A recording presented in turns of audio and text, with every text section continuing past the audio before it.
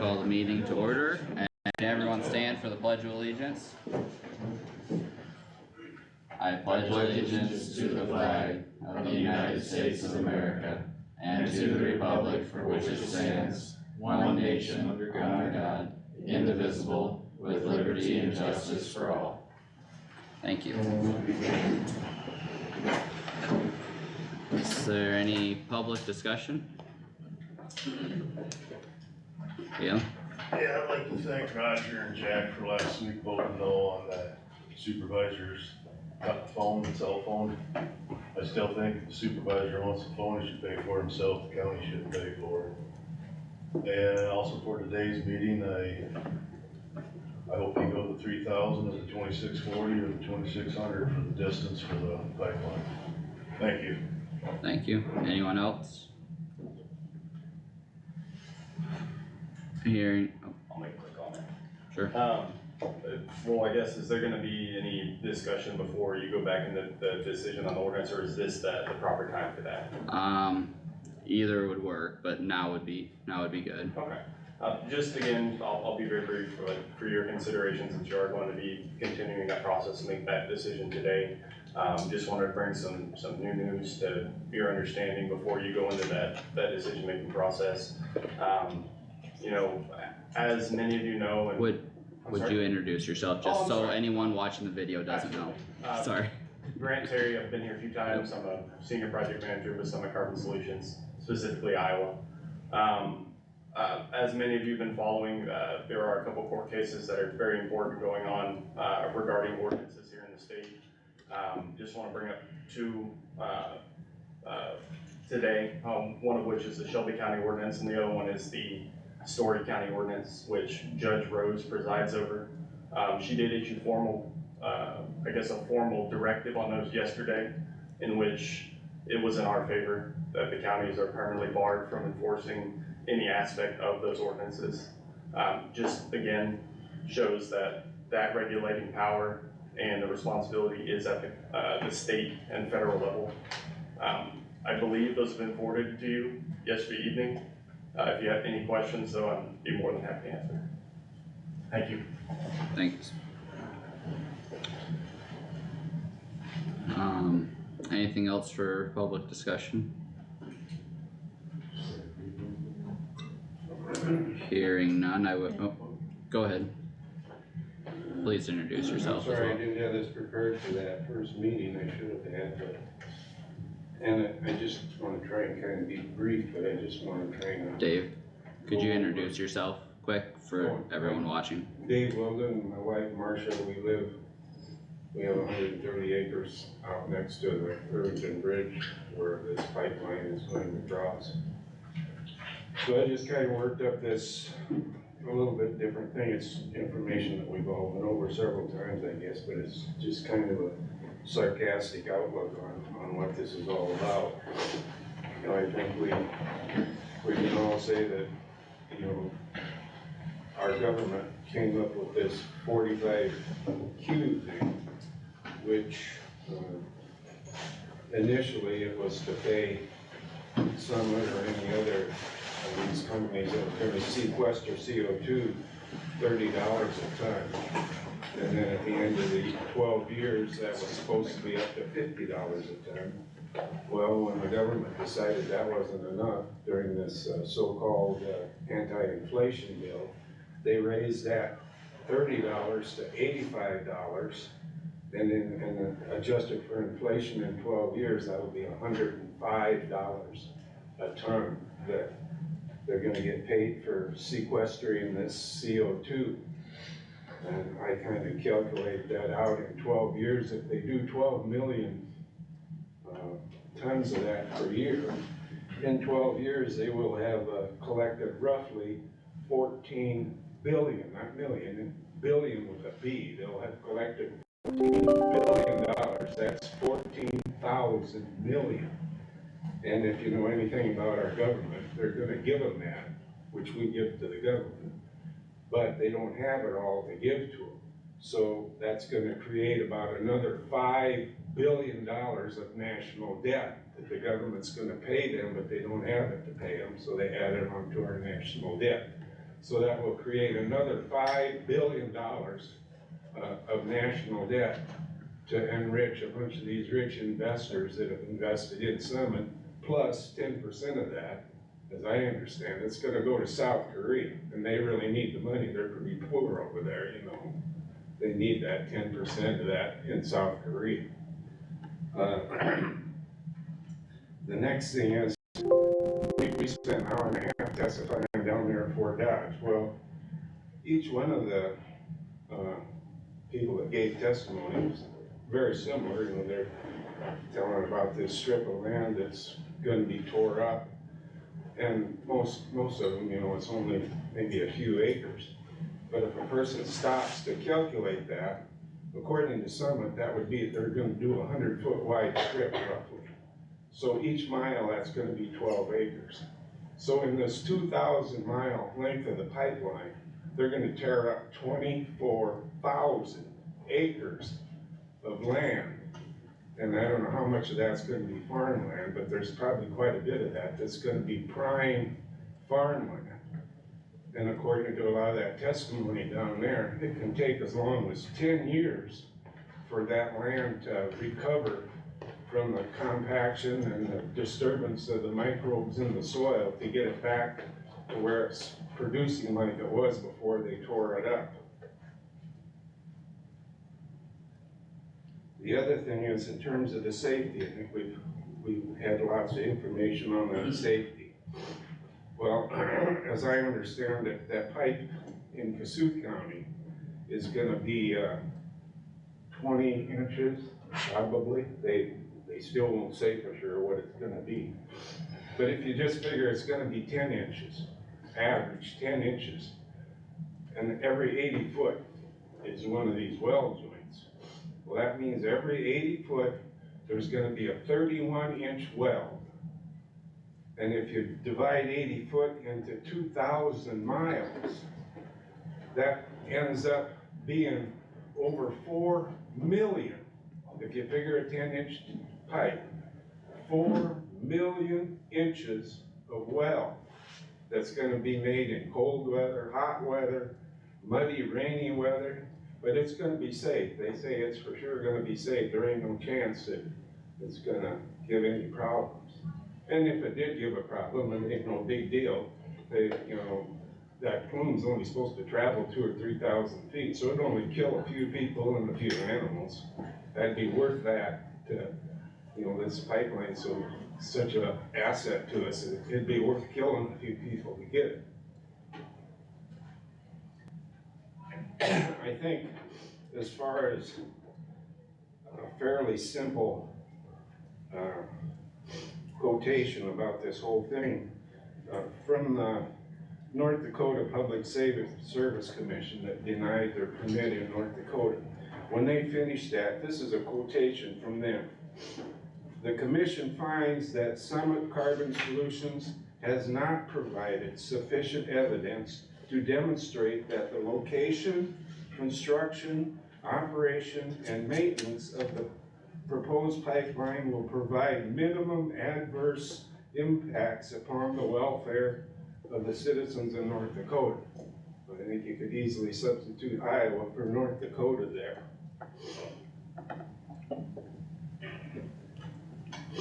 And, you know, I guess maybe according to them, we shouldn't be concerned about it because our house is going to be 600 feet away from that. That'll be safe. Then they're going to run that pipeline down an embankment across the pristine Des Moines River Basin. So for, on an average of 3 weeks out of a year, I'd say, there's going to be a half mile to a mile of that that's constantly underwater. You know, it's going to be tough enough to take that thing, I guess. That's all I got. Well, I got one other thing to say here. I think another, Al Lubenthal, I don't know if he's here yet. One of the things that he said that made a lot of sense. Let me get my glasses.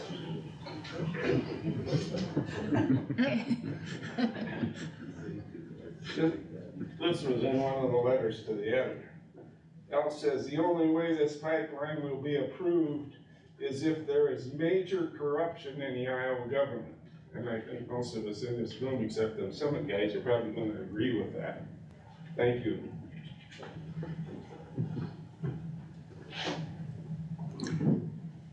Anything else for Nancy Erickson, Summit just said that you don't have the right to provide safety for us, but Summit, on November 10th, over a year ago in 2022, they filed claims on the IUB docket that the IUB does not have the jurisdiction to plan the route on the basis of safety. They cannot deny or revise any part of the proposed route on the basis of safety. So the IUB can't do it, it's up to the counties to do it. Thank you. Thank you. Galen, I'm just curious, I've heard both sides of the story. This 100-foot easement that the pipeline's going, I was told I can't drive my combine over it, I can't drive my tractor over it.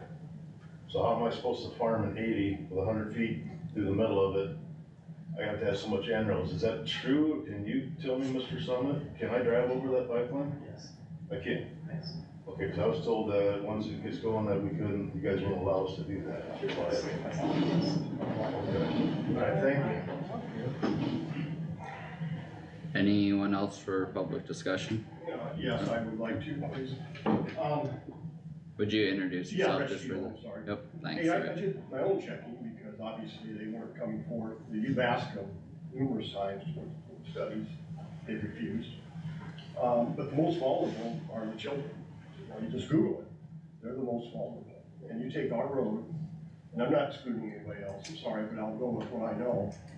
And we have about 31 houses, and you take it times, what is the average, 2.5 per house? But I was thinking of all the kids, our grandkids. And, you know, it's up to you guys. I went through a very difficult time in my life. My mom lost her mind. And this could happen with this CO2 pipeline. You might be better off being dead, frankly, than to read about the after effects of the CO2. And I had a road to Damascus experience. You know, there is a God. And I'm just going to tell you, sir, the deceiver in the end is the one that ends up being deceived. But no, it's true, but there's something else that I just recently informed. You guys are gonna use lots and lots and lots of water. As far, are you asking me a question? Yeah. I mean, we'll have water usage at the capture facilities. Yes, sir. But I heard it's gonna be millions and millions of gallons of water. Billions, typically be 10% more than the current usage at the actual ethanol facility. That's another great.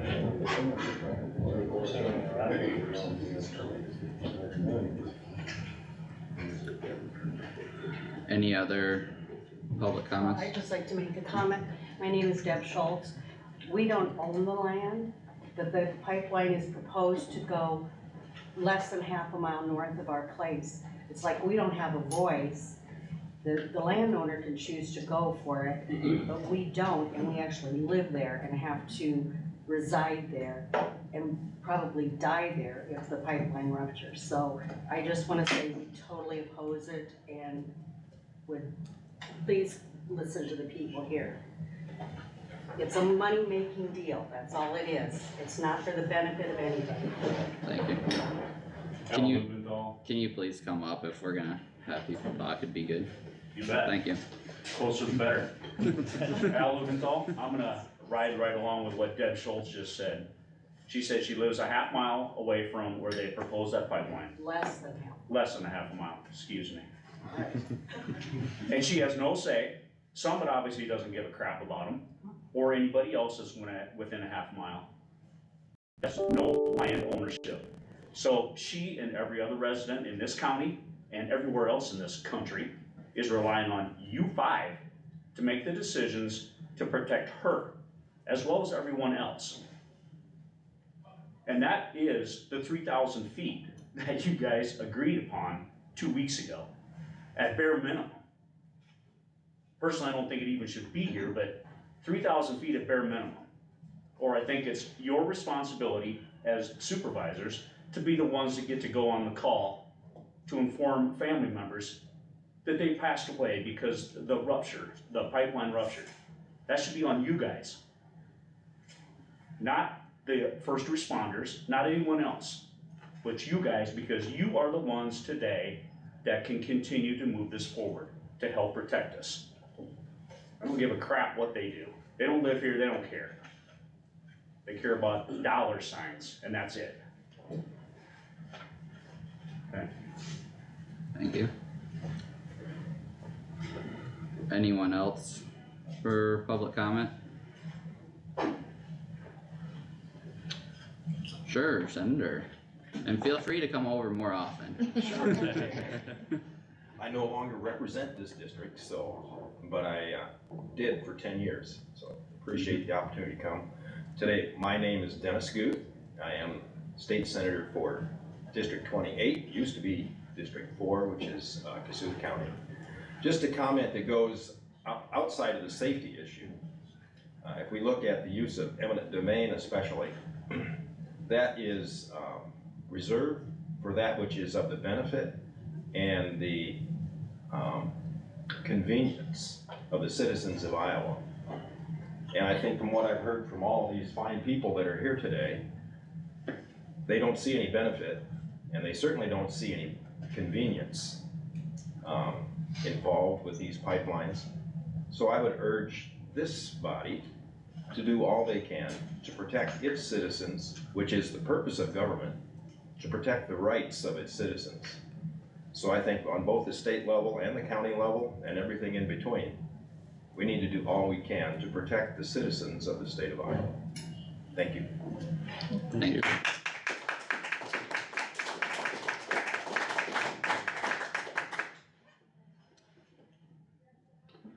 Anything further for public comment?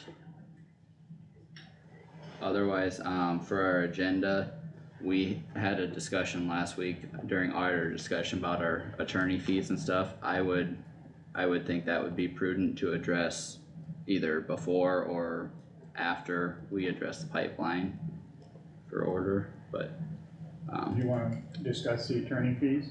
I think we It's should, been the practice of this board that individuals do not call attorneys, that first you get permission from the board before you call attorneys, or we don't okay the bill. no, it's just the budget limit.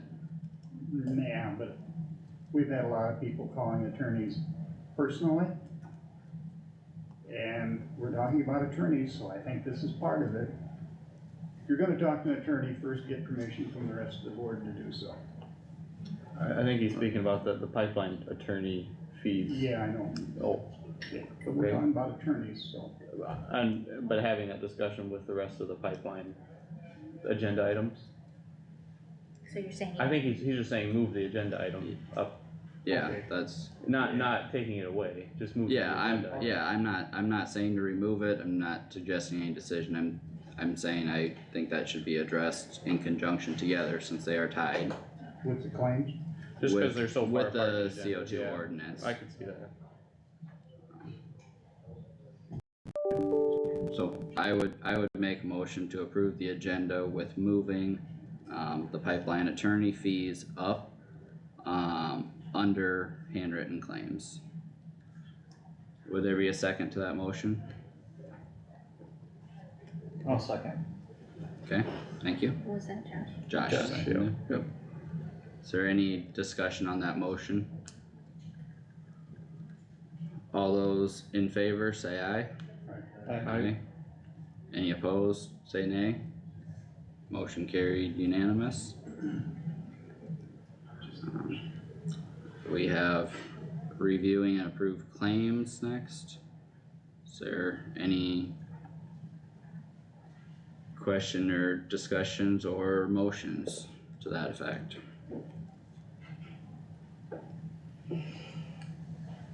So moved, I'll make a motion to approve the claims. Okay.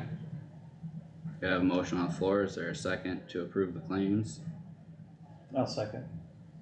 Okay. Any discussion on the motion? Roll call vote, please. Plath,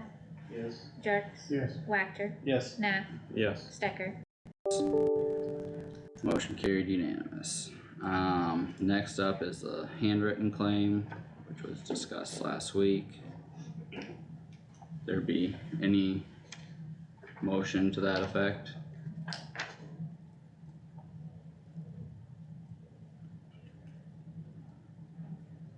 I'll make a motion to approve the handwritten claim. Okay, we have a motion on the floor, is there a second? I'll second. Okay. Any discussion on the motion? You said that was from last week? It was discussed last week. What was that for? Verizon, Just cell phone. Verizon, it's in our packet. Roll call vote, please. Plath, Jerks, No, Wactor, Yes. Nath, Yes. Stecker. Yes. Motion carried 3-2. Next up is discussing a budget limit for the pipeline attorney fees. Last week, Tammy had updated us that we were a little over 45,000 spent on that. And we had set a limit of 50 previously during budget, so. Would anyone like to make a motion to make a change to that? are we gonna allow supervisors to call without consent of the rest of the board? Cause we're running up big attorney bills here, and purpose of the attorney is to address the whole board, not just one individual. As far as if I had a question for Tim Whipple, not to call, but to wait for the board, is that what you're suggesting? Well, that was, our practice for years, You never called an attorney on anything outside the not board? without board approval. That actually has been discussed on a previous topic, and that was not policy and it was not put in practice at that time. It was heavily discussed, so. We don't need policies for everything that we do, we can just have gentlemen agreements, and we can agree that we don't spend money without the rest of the board's consent. That's not how many situations have been handled. If we set a budget for what we spend, all of us should be prudent in knowing how to, I mean, I guess if we have an attorney representing the board, regardless of what it is, if you have a question on something and how to go about researching something, visiting with the board, you know, cause we're not gonna have an attorney every weekly basis call into the boardroom. So I guess it's been very helpful in the pipeline process to visit with Tim Whipple. Just my own personal experience, but I don't know. We have a county attorney that doesn't charge, you can talk to him too. That is not He doesn't work with the specifically. pipeline though. No, but he can give you direction. Not every question has to be answered by Mr. Whipple. No, and I don't call him that often, but, I guess I don't know how much my phone calls, maybe I've had 5 or 6 phone calls with Whipple have added up to. It's not like we're on the phone for hours, but I don't know.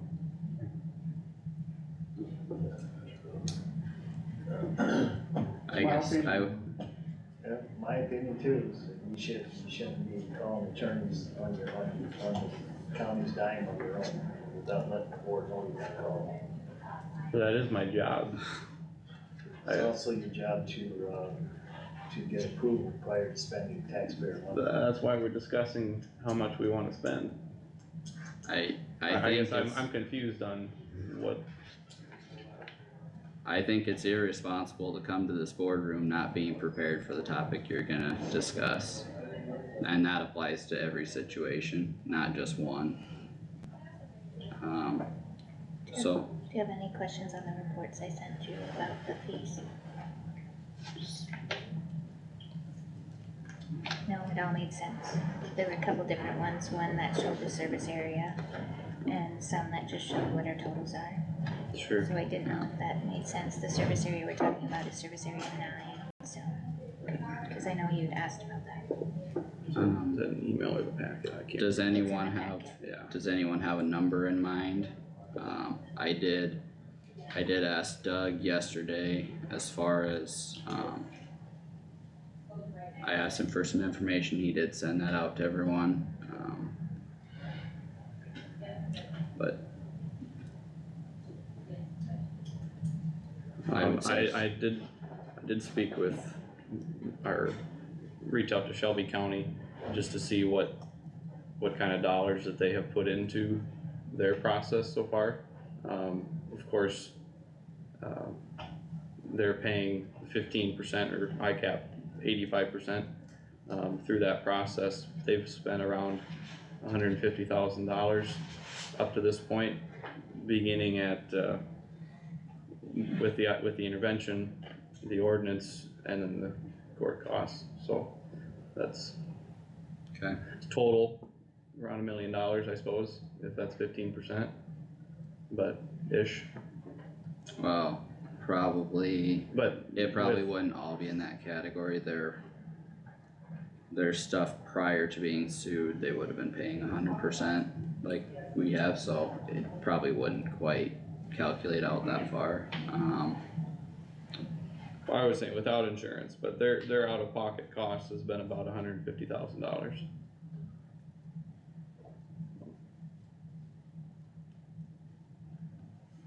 I guess if no one else is gonna make a motion, I would make a motion to set our limit at $100,000 for pipeline attorney for now and reevaluate later if needed. So with that motion on the floor, is there a second?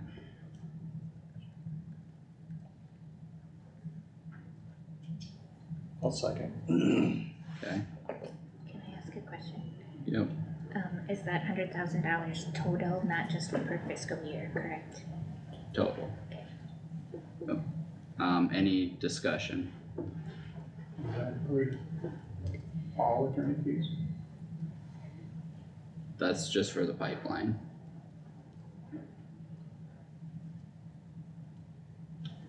Does anyone else have a different number in mind, or just, Always, like you say, reevaluate then, so that's fine. roll call vote please? Plath, No. Jerks, No, Wactor, Yes. Nath, Yes, Stecker. Yes, motion carries 3-2. Next up is discussion decision approving resolution to change separation oh, we should probably call Doug. oh, I should have thought about that earlier, but 101.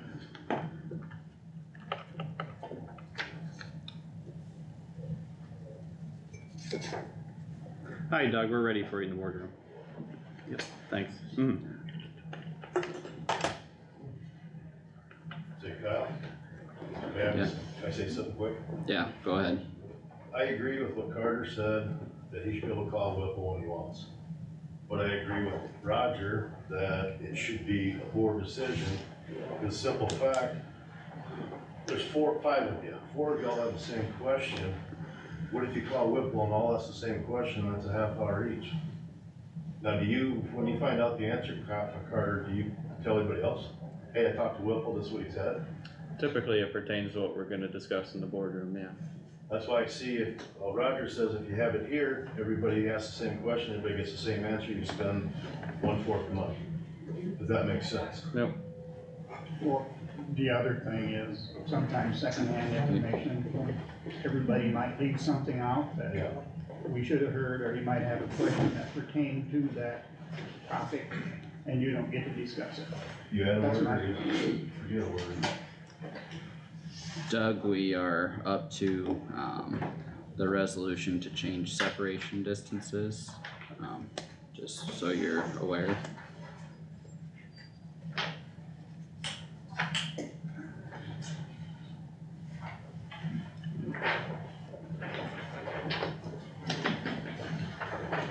Here There's a copy of that resolution. It was provided to the board as well in their electronic folder. That's snow removal. Excuse me, That'll be later. sorry. You're okay. I thought it looked. But yeah, we all had it in our folder. Is there any, questions or comments or motions for this topic?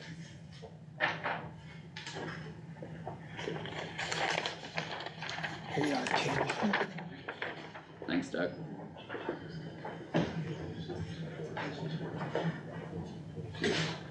Do we read the resolution? Or, We could, we don't have to, but we could. Would you like In the it? best interest Yeah. of the public We'd like here, to know. to yeah, read your resolution. yeah, I think You it'd be good No, I to, can do it. Okay, Tammy, yep. Okay, this is a resolution amending the proposed ordinance, amending various sections of the Kossuth County zoning ordinance for the purpose of regulating and restricting the use of land for the transport of hazardous liquid through a hazardous liquid pipeline. Resolution 1205-2301, whereas on November 21st, 2023, the Kossuth County Board of Supervisors, the board, held a public hearing for and approved the first reading of a proposed ordinance amending various sections of the Kossuth County zoning ordinance for the purpose of regulating and restricting the use of land for the transport of hazardous liquid through a hazardous liquid pipeline, the proposed ordinance. And whereas written and verbal comments were received from interested persons by the board at the mentioned public hearing.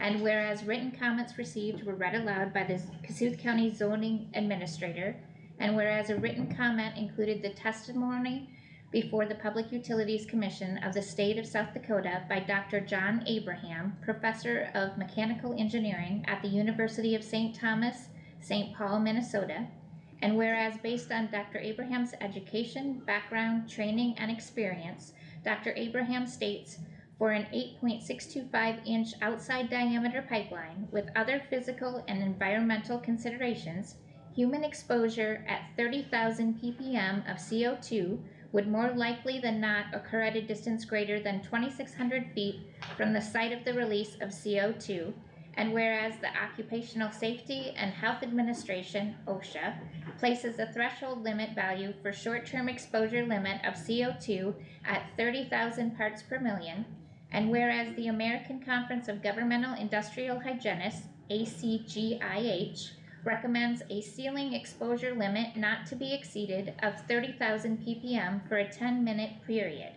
And whereas based on the written and verbal comments received by the board at the public hearing, it has been determined that certain minimum separation distances in the proposed ordinance be amended. Now therefore be it resolved by the Board of Supervisors of the County of Kossuth, Iowa, Section 1, the minimum separation distances in Section 4 of the proposed ordinance amending various sections of the Kossuth County zoning ordinance for the purpose of regulating and restricting the use of land for the transport of hazardous liquid through a hazardous liquid pipeline are hereby amended as follows. 1. Section 25.42 from a church, school, nursing home, long-term care facility, or hospital not less than 3,000 feet be changed to 25.42 from a church, school, nursing home, long-term care facility, or hospital not less than 2,600 feet. 2. Section 25.43 from a public park or public recreation area not less than 3,000 feet be changed to 25.43 from a public park or public recreation area not less than 2,600 feet.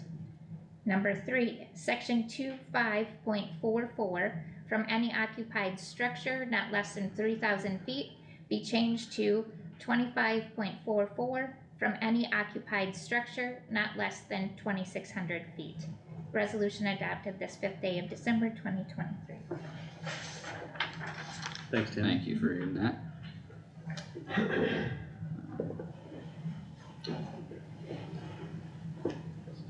I would make a motion to approve the resolution to change the separation distances and proposed amendment to the Kossuth County zoning ordinance that addresses the regulation and restriction of the use of land for the transport of hazardous liquid through hazardous liquid pipeline. We have a motion on the floor, is there a second? I'll second. Okay, we have a motion and second on the floor, is there any discussion on the motion? Can I ask a question? Greg Kramer. Keep it brief, please, but yes. What made you guys change your distance? We're using a different justification, basis for the distance. Alright, I'm just curious, we talked about 3,000 feet, that's what they had agreed to from the At the public hearing. public hearing, yeah. So we have to go through a third, so this is starting over at 2,500 feet? No. Well, we agreed to 3,000. This is, The first time. this So resolution. this is the second time to agree to 3,000. No, the 20%. This is a resolution that would amend the proposed ordinance to 2,600 feet.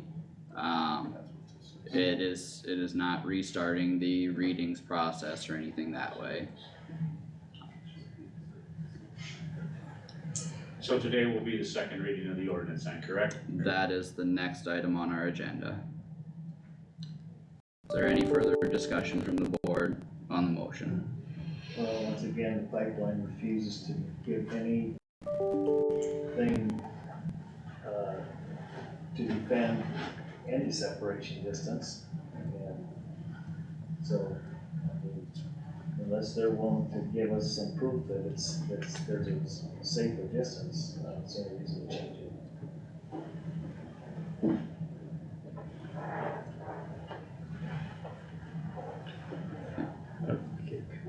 I still have Yeah. you. I'm just wondering, can the board, are you guys allowed to explain why it's shortened to 2,600 feet? We probably shouldn't.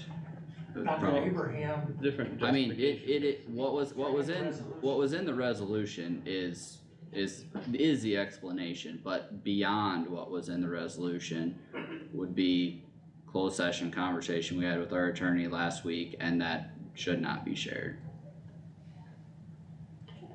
But what was in the resolution is all public information.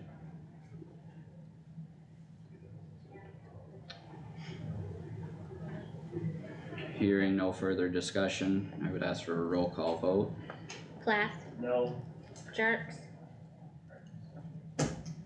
No, yes. yes. What did you say, Roger? Can you I repeat think that? yes. Yes, sorry. Okay. Wactor, Yes. Nath, Yes. Stecker. Yes. Motion carries 4-1. Do you need a signature on that? Page? Yes. And if you could, well, I guess I could fill out the dates and all, Tammy, however you want to do it, and we'll get it sealed. Okay. Thank you.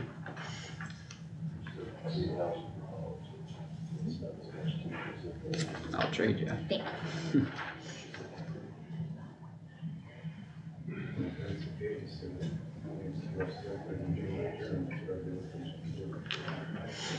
Perfect, thank you. Good. Thank you. The next item on our agenda is approving the second reading of the proposed amendment to the ordinance. Is there any discussion or motion to that effect? Thank you, Beth. Thank you, Roger. I'll second.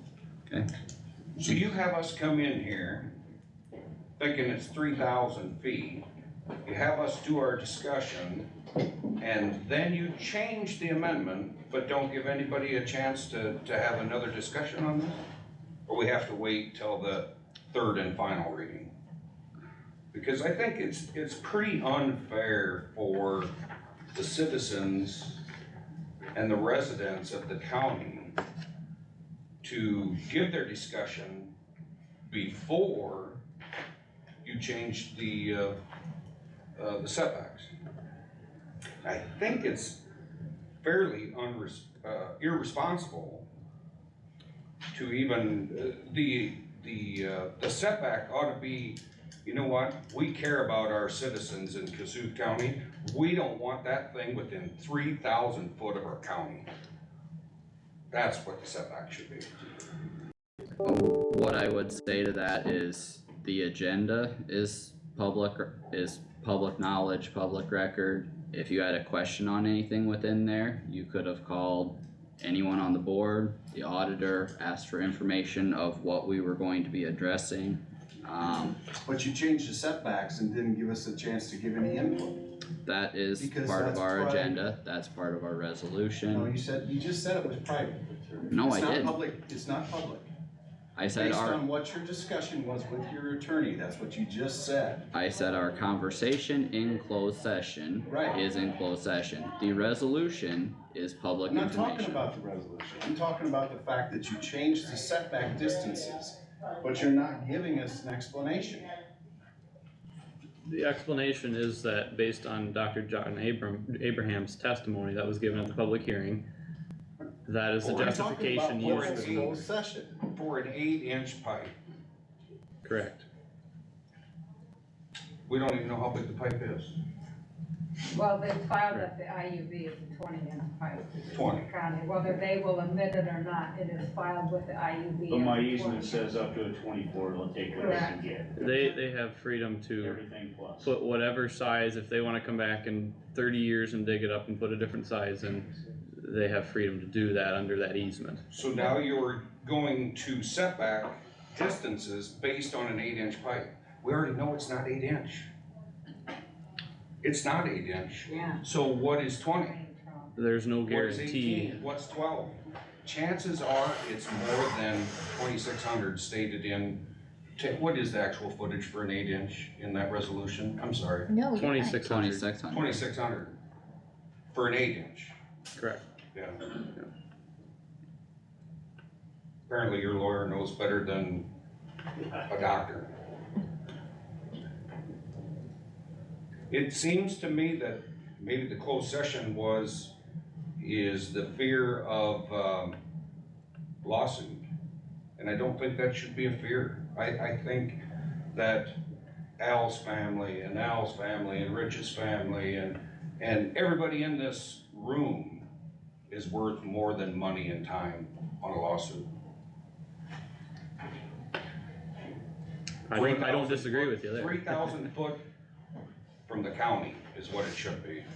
We were happy or satisfied with 3,000 foot from a dwelling. It's not a matter of if the pipeline is gonna break, it's when. It might not be in Jack and Roger's lifetime. Sorry. It might not be in mine, but it could be. And I don't think I could look at people walking down the street and look at them in the face and knowing that I was the one that voted that in. You could, maybe you guys do, but I couldn't do that. That's why we're doing what we're doing, Wade. Yep. Well, do you think you're not gonna get sued when it ruptures and one of your citizens is injured? Yeah. I mean, think about it. After someone's long gone. Yeah. And, You gonna cap that attorney fee at $100,000 too? I mean, think about what you're doing here. We do have a motion and second on the floor. Is there any further discussion?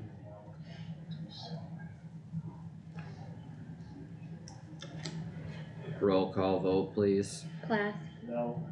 Jerks, This is to approve the second Yes. reading. This is for the second reading. Second reading. Wactor, Yes. Nath, Yes. Stecker. Yes.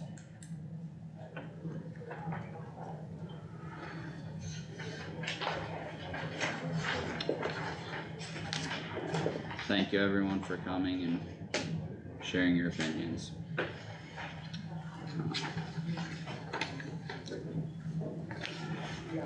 Next up, we have a bridge replacement contract, Doug. Yeah, there is,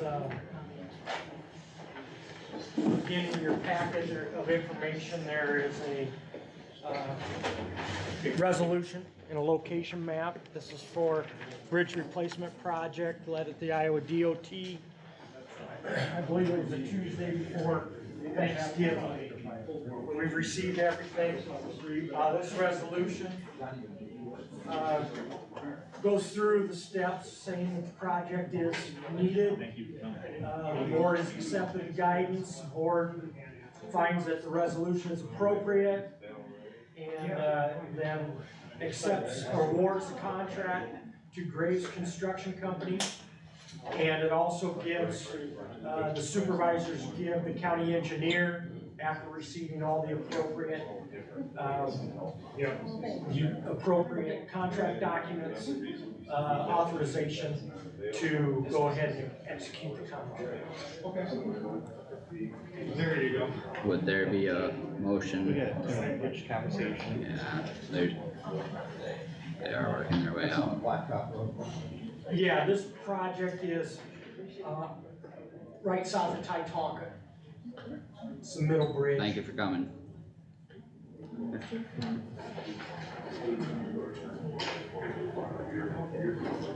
Thanks for that explanation, Doug. Any questions, comments, motions from the board?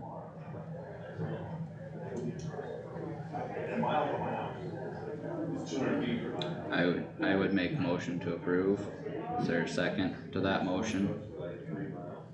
Thanks, Roger. Have a motion and a second on the floor. Is there any discussion? Roll call vote, please. Do you want the resolution number first? Yes. 12-05-2302.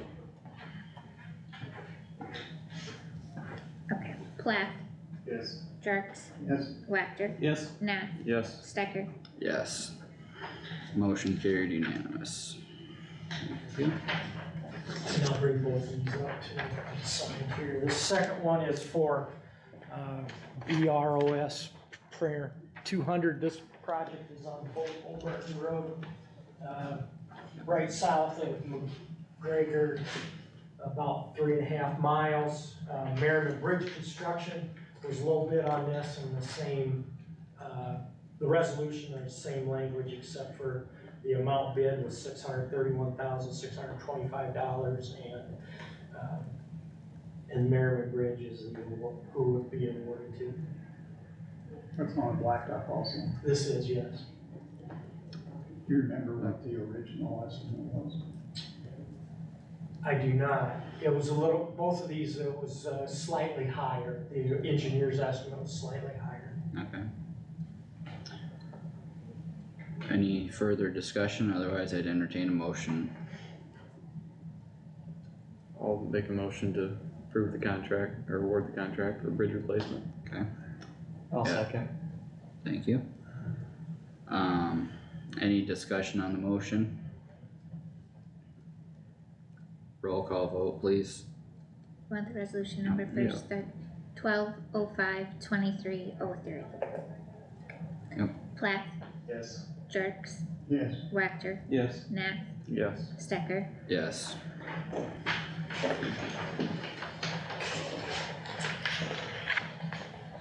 Tammy and Kyle, if you'll sign that one.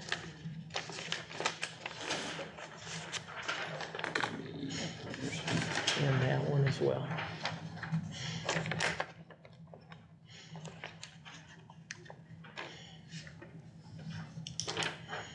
Thank you.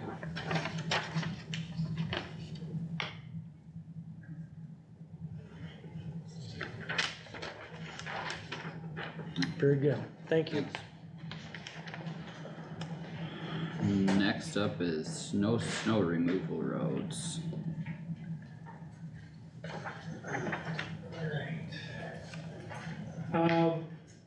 In your packet again, there's information containing a resolution to establish no snow removal routes. These are routes, I think they were last done in 2005. The board has received these and location maps, so this resolution makes that official. And this would be resolution 12/05/23/04. Would there be a motion to approve? So moved. Okay, we have a motion and I'll second that. Is there any discussion on the motion or the resolution? Roll call vote, please. Plath, Yes. Jerks, Yes. Wactor, Yes. Nath, Yes. Stecker. Yes.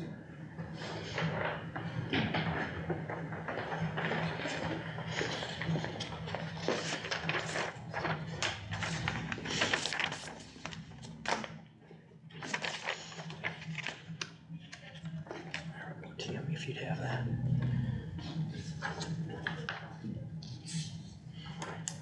Who seconded the second reading? I did not quite get that one, the second reading. I think Josh did. Thank you. I believe so. I just got to put that in my notes.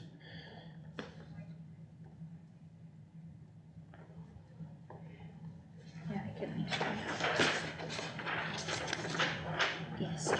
Thank you.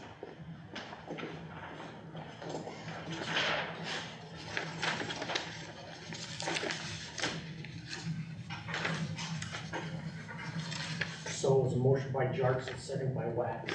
Yes. Thank you.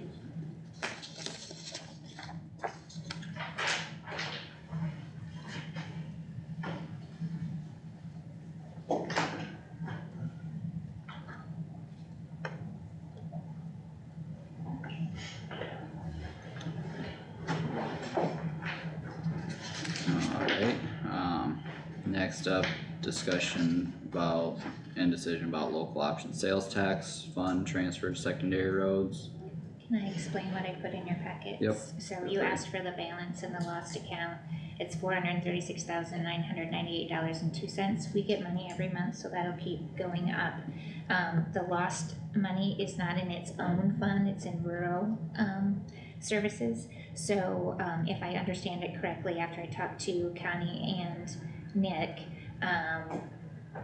no, libraries is not paid directly out of that, but whatever's left of lost goes into rural basic, which is where libraries is paid out of. So indirectly, it could be yes. Does that make sense? It's just not designated Right. specifically. Yes, Yep. okay. Is that correct, Doug, as far as you understand? My it? understanding, yes. And a portion of it goes to the secondary road Correct, fund. Yep. yes. Do we know if there's any that has been transferred this year No. already? No, there has not. We usually do it in February and May. Usually two times, once late winter and once in the spring.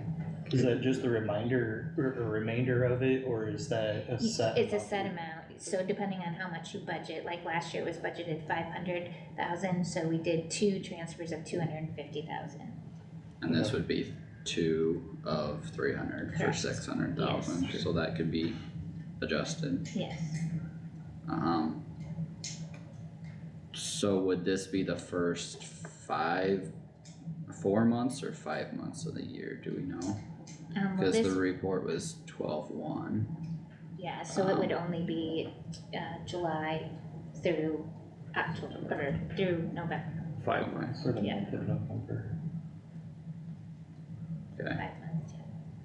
so we should have, I mean, if it keeps on pace, which a holiday season and stuff is a chunk of it with gift ordering and all that obviously, but When I looked at the reports from last year, November, December, January are our biggest months. Sure, yeah.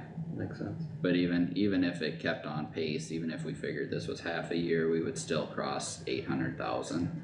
So I think that would be a safe assumption, but it probably will go over that. Cause if I remember right, last year was well over $1 million, it was 1.2, 1.3, something like that, I think. I can't remember, but that could be. Close. Yeah, I'm pretty sure it was in that ballpark at least. So. Anyone else have any Thoughts, questions, comments, anything? That makes sense. So your motion is to have what? An idea? Doug, did you have a specific dollar amount, or was it in, or For did a you go motion. back to those letters? And I would think we'd have to do a budget amendment to formalize it, but we could have Originally, it. we voted on, when we voted this in, it was to reduce rural property taxes. Yep, and that's what I read last week with the That ballot was language. the object of it when it was voted in, and to use the money for road work and libraries was on the ballot. Ballot, yeah. Well, it said 20% for, I think I threw that. I brought it with. I think it said 20% to reduce property taxes and then the remainder for any lawful purpose in the rural Rural fund. basic. Which, I mean, yep.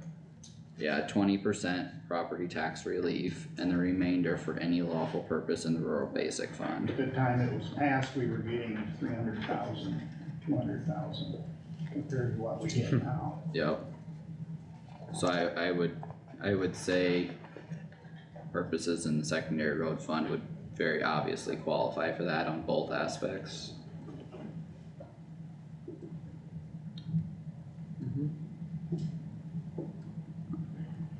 So what is a motion we're looking for then? There doesn't have to be any Okay. motion today, but Doug, do you have a dollar amount there, My estimate is that we will be short it's less than $142,500. I'm not sure exactly what that is. or, okay. That's with 400,000 that you had in your budget. That's I believe 600,000. 600,000 is what is supposed to be transferred. $600,000 of local option sales tax is supposed to be transferred to the Yep. secondary road budget. So I would make a motion to increase our budget from 600,000 to 750,000 of local option sales tax money transferred to secondary road department. Would there be a second to that motion? I'll second that motion. Is there any discussion, Well, two things, we shouldn't be doing this because of what some of the board members get to do their duty and know how the budget works. And cut, secondary road funds without understanding, what would happen if they did that. And the other question I have, Tammy, don't we take tort liability out of that? Tort liability comes out of rural. So we might, so if we're short, we still have to raise taxes. It's just you transfer money and you're short, so there's still a chance you gotta raise taxes and raise that money somewhere, so.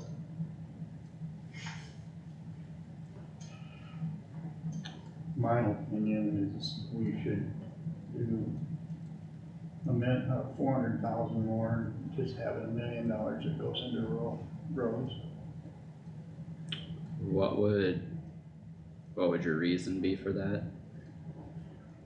Well, we shorted in 500,000, that way we have 400,000 going into rural roads, and we'll have something to pay for some equipment that's gonna get used in the rural roads.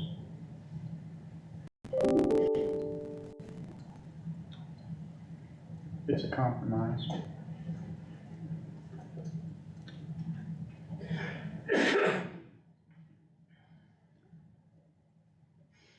Safety on rural roads is one of our #1 issues, and the equipment isn't up to standard.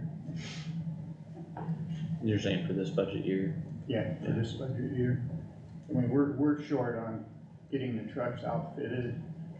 We have maintainers on order that are gonna need to be paid for. No, We don't know when they're gonna come or don't. Maintainers have been paid for. They've been paid for? Yeah. I just think that the board made a decision, they should live with the repercussions of it.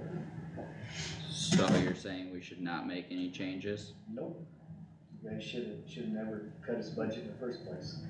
You didn't understand what you were doing, and by doing that, now we're at this stage. And we might still have to raise taxes, even if you transfer, because we got the tort liability doesn't get any cheaper. Unless you wanna take money away from the libraries.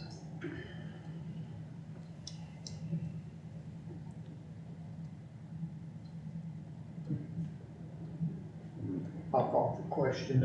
Okay, roll call vote, please. Whenever you're ready. With notes. I didn't write down exactly what you said, so the motion is approved changing the amount of 600,000, is that? Increase it from 600 Okay, to 750. Approve Yep. increasing, okay, sorry, Yep, no problem. okay. Plath, No. Jerks, No. Wactor, Yes. Nath, Yes. Stecker. Yes. Motion carries 3-2. And then, so I can, we can, I mean, we won't do that till February probably Whenever, anyway, next but budget we amendment. can put it on the amendment, next budget amendment, okay. Next up is construction in the right of way.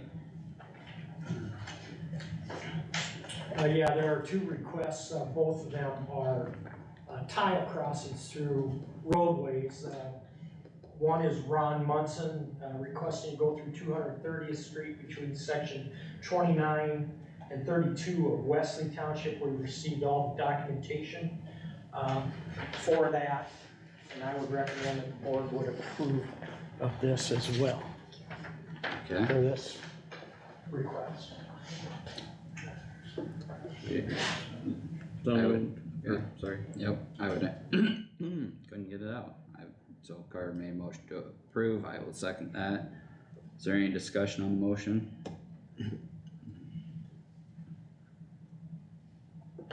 Roll call vote, please. Plath, Yes. Jerks, Yes. Wactor, Yes. Nath, Yes. Stecker. Yes. And the second request is for Tildes Brothers land. They are crossing 490th Street between sections 13 and 24, and they've returned necessary documents. I would recommend that the board would approve of this request as well. Okay, I would make motion to approve, is there a second? I'll second. Okay. Is there any discussion on the motion? Roll call vote, please. Plath, Yes. Jerks, Yes. Wactor, Yes. Nath, Yes. Stecker. Yes. Motion carried unanimous. Is there anything else for the right of way, Doug? That is all the requests for construction in the road right away. Okay, thank you.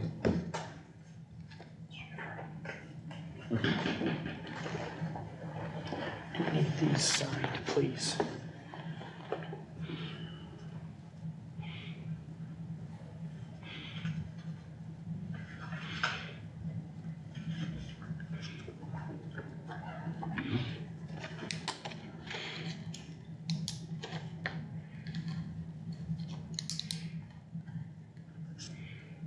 All right, thank you. Next is discussion with the engineer and zoning administrator. Okay, yeah. I do have summary of our snow removal ordinance, and I'd like to just briefly go through that with the board. It's also contained, I believe, in the meeting folder. Here is a printout of it. Thank you.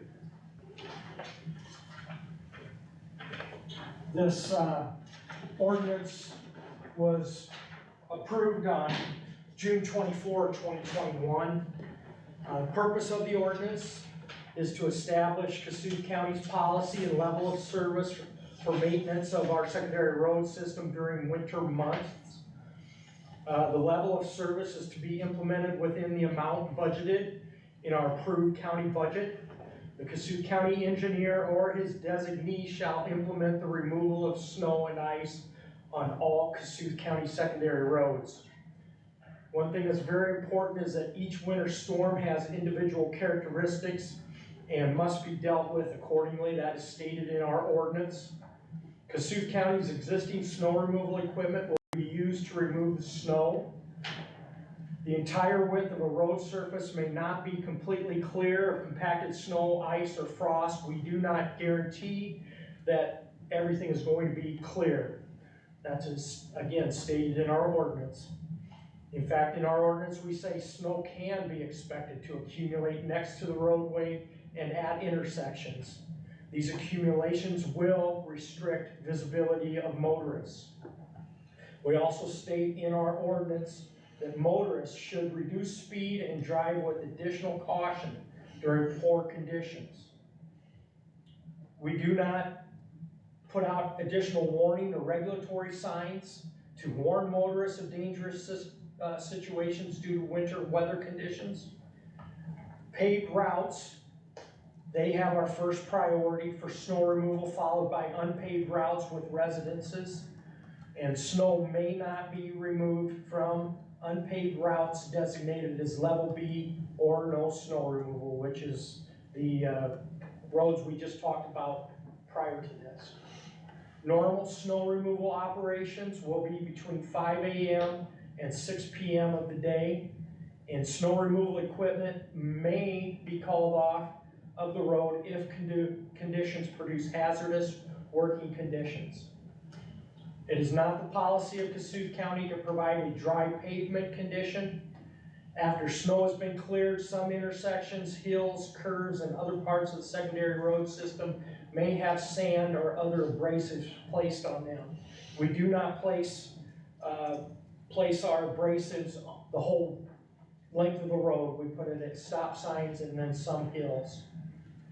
Kossuth County will not clear snow from private drives. Snow operations, they may deposit snow on private drives, and snow from private drives shall not be deposited on the roadway or shoulder. Kossuth County will assist in emergency situations, and we ask that the emergency situation be reported through the 911 dispatcher or the sheriff's department. We are putting some summaries, some notices in the paper this week. I'll go a reminder, the Kossuth County Advance, Soy City Paper, and Bancroft Register, Soy City Herald, I think is what they're named. But those will be put in there as well. So, does anybody have any questions at all about that? No, thank you. You're welcome. We have been stating some road right of way due to farming practices. We have not sent letters out to any of the landowners. Depending on what our work schedule is, we may, but we are trying to get people to farm the property and not the road. We also have been discussing removal of obstructions. We've seen a lot of rock in the road right of way. I prefer to try to make a phone call to the people who may have put the obstructions in there and then trying to get them to take care of that. The construction down by Gunther's is progressing. They got one pier piling, pier vent constructed. They got to drive the other pier vent, and then they'll be pouring caps. We have 2 open positions at the mechanics. Reddings are crushing gravel. Solar ordinance, does the board have any questions about a solar ordinance or have plans for solar ordinance? Has anyone else on the board read through some of the counties that were in the packet last week? Yeah. As far as I know this is a question I've gotten, as far as setbacks from a solar field would go, of course the solar is very different than wind energy, and not really a comparison there. There really wasn't a lot of definitive you know, or consistency, I don't know, in reading through them of what a setback would be, but, I don't know, I think that's what we would need to figure out, and as far as zoning, would it be allowed on a land zoned agriculturally or not? I think is the two biggest concerns that I've received from the public.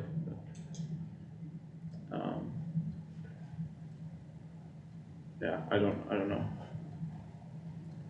I did read through some of them. Thinking out loud, if it isn't zoned agriculturally, you wouldn't have any land in Kossuth County much that would be applicable to solar panels. Very few, yeah. Like basically about zero. Right. So, And Doug, you could correct me if I'm wrong, but with our current ordinance for installing solar panels, wouldn't they have to go to the Board of Adjustment for a variance?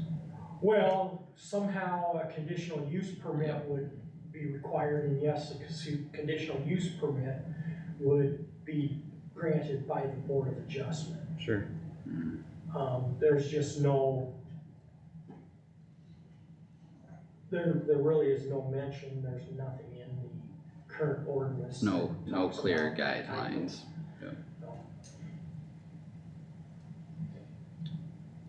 So would we be looking at amending our zoning ordinance just with guidelines in there to give the Board of Adjustment direction? Or as like what we're doing with the pipeline, you know, very clear, this is what you have to follow? I think is that kind of the question we're asking, or? Yeah, I guess my recommendation would be a standalone ordinance similar to what we did with the Wind power. wind turbines and pipeline and have it clearly separated. Sure. Well, I believe you gotta make a decision whether, one of the reasons that the Board of Supervisors wrote a standalone ordinance for the wind is they wanted to be the people that reviewed everything and made that final decision. If that is what the board would like to do with the solar ordinance, that is fine. The attorney that we have now with the pipeline ordinance, the hazardous liquid pipeline ordinance, he preferred to put it in to the existing zoning ordinance. It still takes a conditional use permit, the way everything's written. Right. So the Board of Adjustment is, in fact, making decisions. It's up to the board. There might, I'm not an attorney, some attorneys may say, yeah, zoning ordinance standing alone is the way to do it. Others would say, no, you do not want to do that. It's just right now, we have no specific details in our zoning ordinance that deals with solar energy. Sure. We have had situations where private people are placing solar panels on their private property. I have tried to just use setbacks for that. If they do fit within the setbacks of any structure, we give them the okay. They say that it complies with zoning. If it's going to be placed on a structure, I do not even look at it. I just say that's part of the, that's a structure, you're putting it on the roof, I'm not going to worry about it. Right. And the Board of Adjustment has granted some variances to setbacks due to some sizes of the existing property that will allow them to place them, will allow the owner to place them closer to property lines than what setbacks desire. If that is the case, it goes through a complete public notice and, the Board of Adjustment acts on it. So right now, we have solar panels at hog setups that I can see. There are. Would be very close to the border of the agricultural field. There are some, yes. And if So- they have asked, there are some that don't even ask. There's a lot of activity in Kossuth County that there's no contact with zoning at all. My idea of this ordinance is to protect the people that don't want solar panels next to them, not for the people that want solar panels. I think that to even bring it further, you're talking about a solar installation, a commercial solar installation that's Right. larger than, a certain megawatt. When you start talking about 100 megawatts as opposed to 1.5 megawatt at a residence, at a grain facility, at a confined animal feeding operation. I look at that as being a different application. Yep. And yes, I think neighbors may or may not have concerns about that installation. And if you get to a point where, my understanding, if you get to a large commercial operation where over multiple locations, everything is going to some sort of a station to be uploaded onto a transmission line, that is even a larger, much larger undertaking.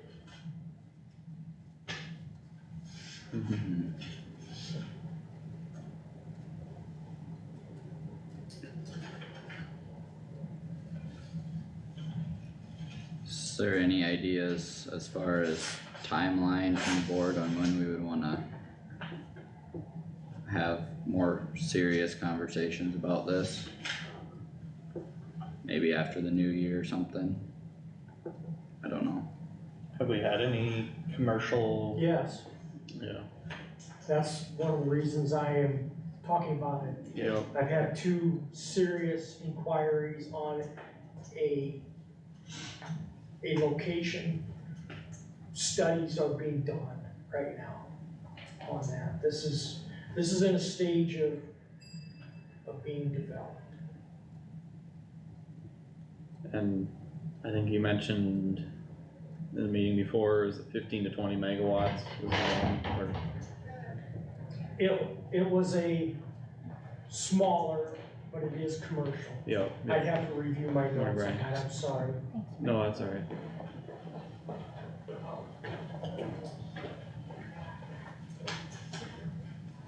Well,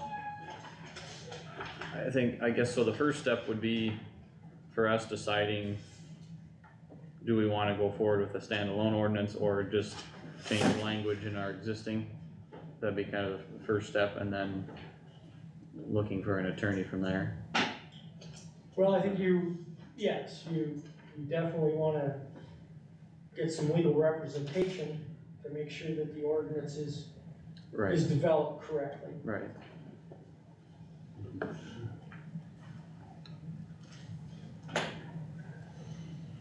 I think it would be good to have a standalone for commercial, and, like we're talking about, if you wanna put solar panels in your house, that's fine, or your hog confinement, or it's not that's not what we're trying to address, yeah.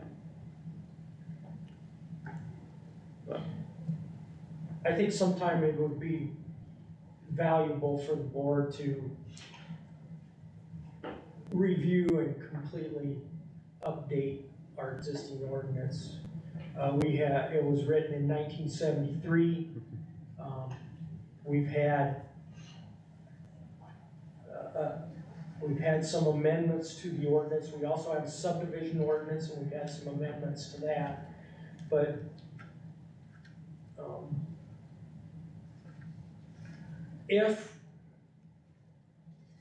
if the board is serious about zoning, it'd probably be worth it to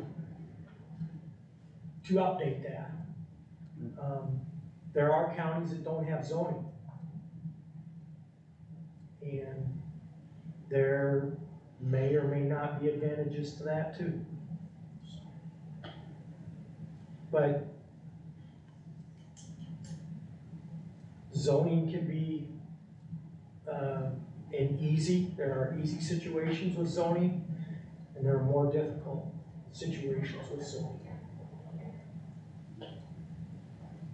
And I think a decision needs to be made by the board on how serious zoning is to Kossuth County. Well, do we want it on a agenda item as far as having more certain conversations on solar at any point in time, or do some research off on our own and come back, or what's the feeling of the board here?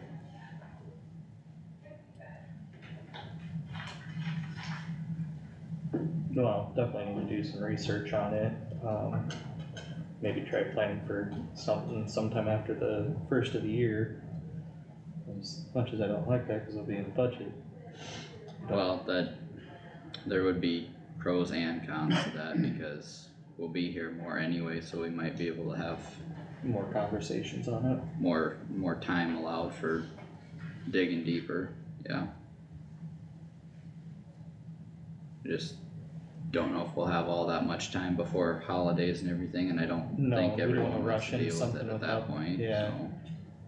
Well, maybe let's leave it this week of thinking about and deciding what to do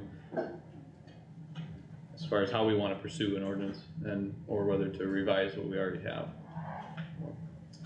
Or both. Anything further, Doug? Next week is our annual county engineers conference. I have a farm market review meeting, Tuesday, 3 o'clock or 4 o'clock, I don't know, we have not set the time yet, but, I'll be gone Tuesday, Wednesday, Thursday, and Friday. And then also, we are installing an overhead light and some cameras down at the recycling containers. We have one in the southwest corner of that parking lot.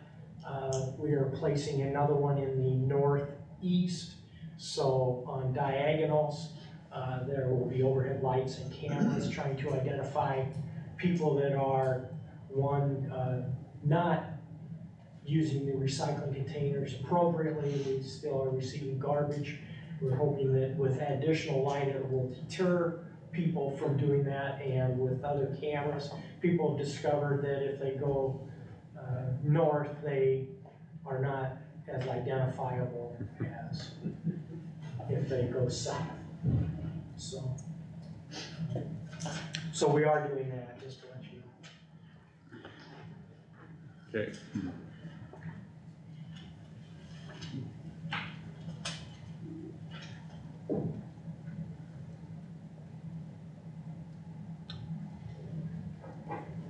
Do you have anything further, Doug? No, that's all that I have. Any questions or anything from the board? Dan, were you in here for a reason, or? No, Okay. I'm just getting my license. Oh, okay. Kinda curious how this shit's going on in here. Okay, well, thanks, Doug. You're welcome. Yeah, I'm just going to sit in on the next couple of items. You missed most of the excitement for today. I did. Next item up is, approving a amendment to cell phone policy.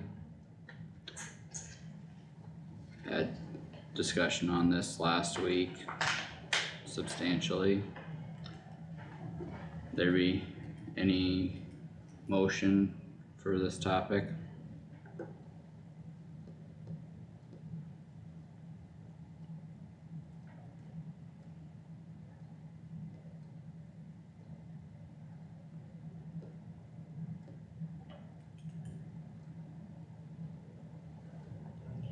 I'll make the motion to approve the amendment to the cell phone policy. Okay, we have a motion on the floor. Is there a second? I'll second it. Is there, The changes would be that second paragraph under policy, is that correct? Yes. any further discussion? Doug? Were department heads provided a copy of this policy by any chance? Do not know. At the amended one? Right. Should not affect anything in that Yeah. regard. What is being, I guess, what is being changed in the existing mobile phone issuance and reimbursement policy? May I ask? The second paragraph of, under policy, would read, for positions that require the use of a mobile phone at all times for job-related communications, Kossuth County will provide a mobile phone. Elected supervisors can only receive a cell phone with full approval of the board. That last sentence is what has been added Nothing else is being changed other than just that language being added for. per our discussion last week. Well, if I may I offer some discussion and ask some questions? Sure. If it'd be all right with the board? Sure. The purpose of the policy is to serve as a guide for determining how Kossuth County employees will be provided with or compensated for mobile phones. There really is no language to review the overview, and there's no language in the overview about elected supervisors. I would ask the question, would this be more prudent to have a new policy that would just be for the board of supervisor members or elected officials? Or a complete rewrite? I hate to muddy or make something more unclear in this present policy. I think a main portion of our reason for doing this policy was to have it all contained in one, and I think that clarifies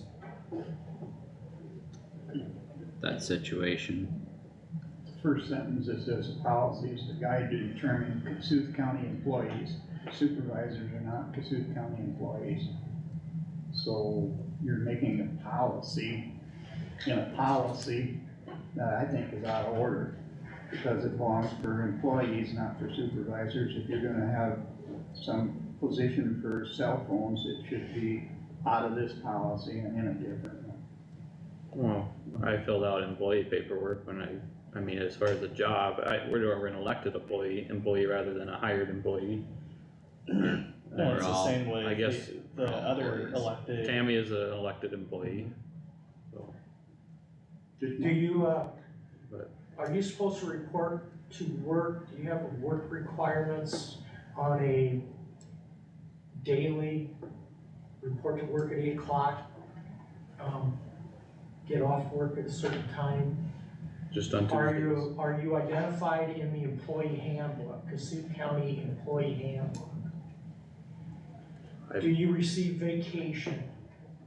Do you receive sick leave? No, That is an employee, Carter. That is what an employee is. An employee is hired by somebody. Trying to defend an elected official, and this is not anything, no disrespect to any elected official, but elected officials have certain duties. And I believe they're described in the Code of Iowa. And no disrespect, Tammy, at all, but Tammy does not have to come to work Monday through Friday, 8 o'clock till 4 o'clock. She's done. Her employees that work in that office do. That's what employees are.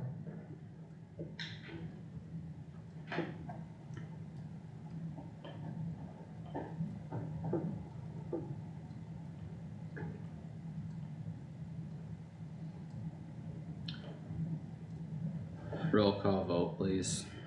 Plath, Pass. Jerks, Pass. Wactor, Yes. Nath, Can I ask a question? Per what Doug is saying in regards to having a separate policy for a board member versus any other, or maybe just for elected officials versus any other employee.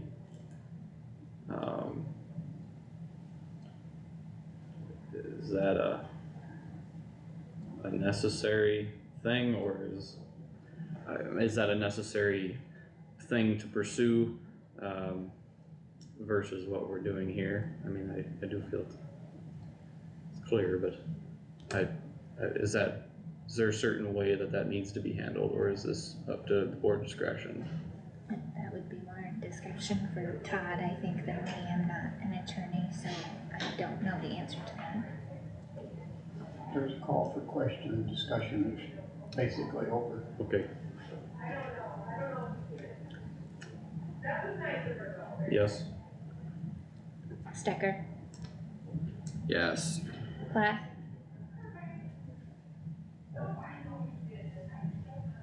Yes. Jerks, No. Motion carries 4-1. Will the new policy be delivered to department heads? I can, yes. Thank you. Yep. Thanks, Doug.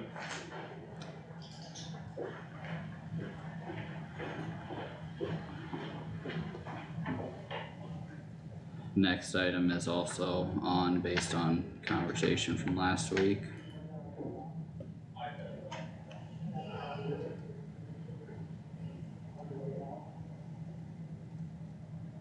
Didn't we already approved that earlier, or no? We just changed the policy. No, at the beginning, the handwritten claim. The handwritten claim was approved, yes. Okay.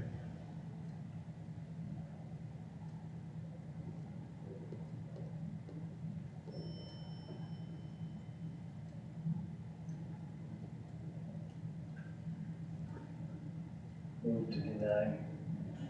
Second. We have a motion and a second on the floor. Is there any discussion on the motion?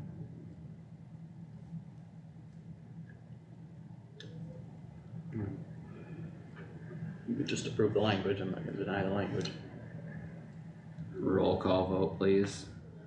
Plath, Yes. Jerks, Yes. Wactor, No. Nath, No. Stecker, No. Motion fails. I would entertain another motion on this topic. I'll make a motion to approve the request for a county-owned, or supervisor's request for a county-owned phone for language in the amended cell phone policy. We have a motion on the floor. Is there a second? I'll second. Okay, any further discussion? Please read the motion. to approve the supervisor's request for a county-owned phone per language in amended cell phone policy. Thank you. Roll call vote, please. Plath, No.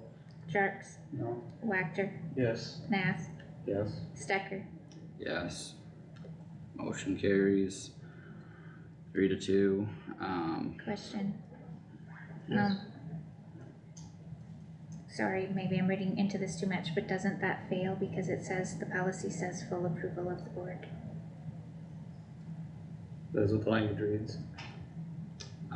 The board's approval is by a majority, so that But is a, But the policy But says it it says takes full board approval. Full board approval. So so it doesn't pass.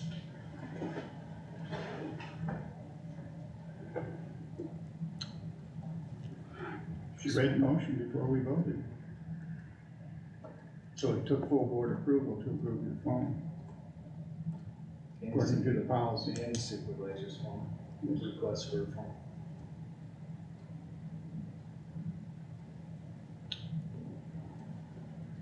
Is there any changes to the policy? And since we,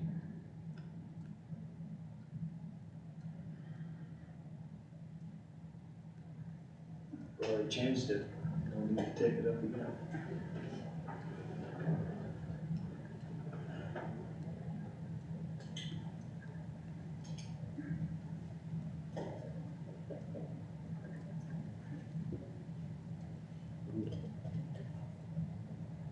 Next agenda item.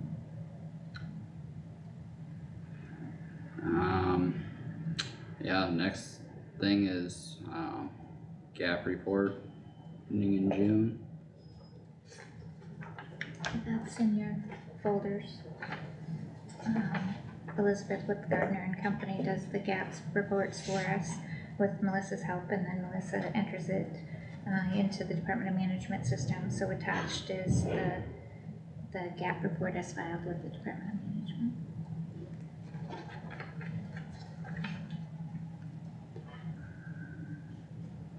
Is there any questions from the board on the gap report?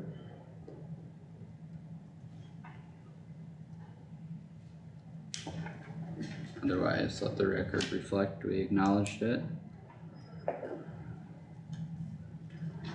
Next up is discussion with the county auditor.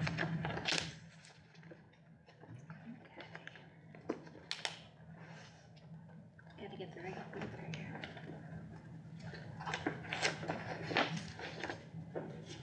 A couple things I'm currently working on getting ready for the first meeting of the year because that takes a lot of preparation. I got a letter from North Iowa Area Council of Governments wanting to know who the appointments are gonna be for this next year. Just a reminder, Maureen Albert will not be on the NICOG board anymore, so we need to find a replacement for her.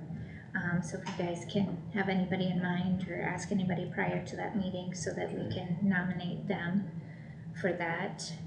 Linda Connect is also on that revolving loan fund committee. Does anybody know if she's still gonna remain on or not? Cause I was under the I understanding. believe she is retiring. I thought so too, so we might need a replacement for her as well. Okay.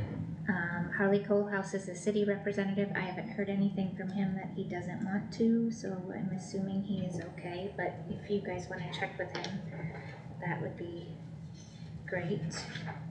Eminent Domain Commission, I have a list here of who's currently on it. That will be approved at the January 1st meeting, so if I pass this down, if you guys would look through it, make sure that there's not anybody on there that should be off or that has passed away or that's unable to commit to their commitment. Yeah, and we reviewed this and, updated at the beginning of this last year.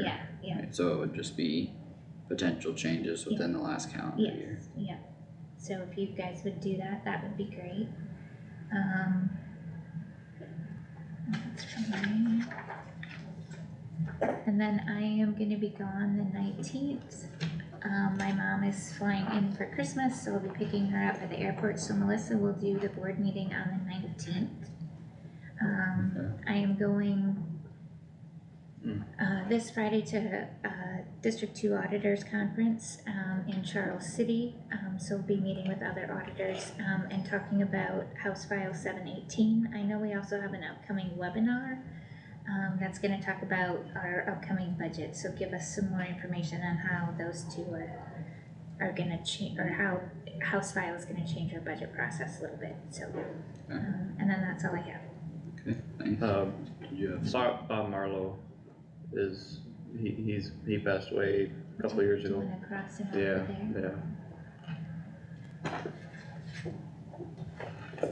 So we'll need to get, what, was he a farmer or what is? He lived in town here. What's the classification on the sheet?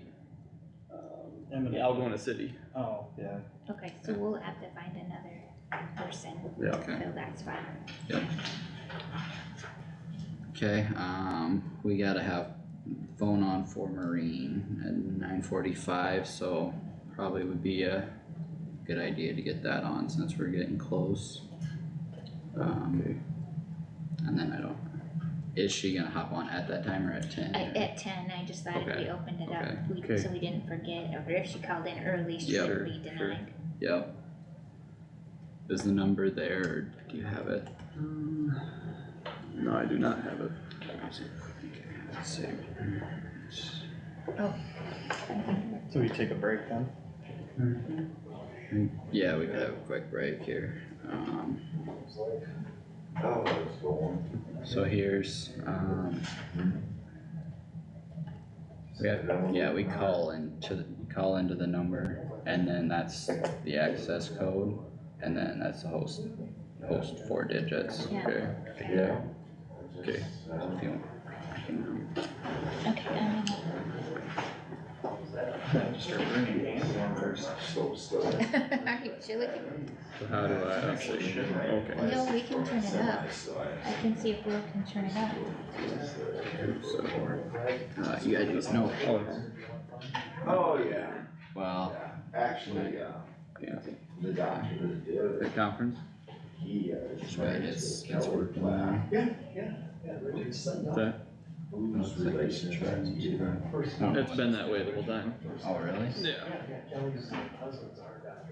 Yeah, he's the one that did it. Yeah. Poor guy. Yeah, he was, yeah. Very good, I can't say it. There. See you, Dan. You come in for the conference line. It doesn't show the normal buttons. Like it.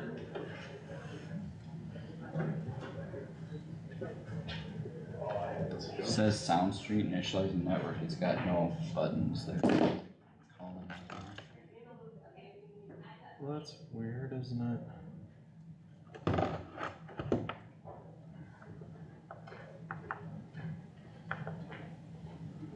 Where?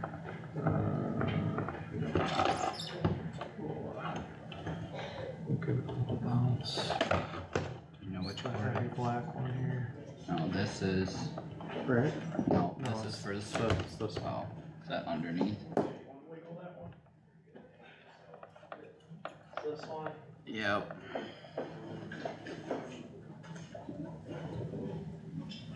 Power what? Yeah, power went out.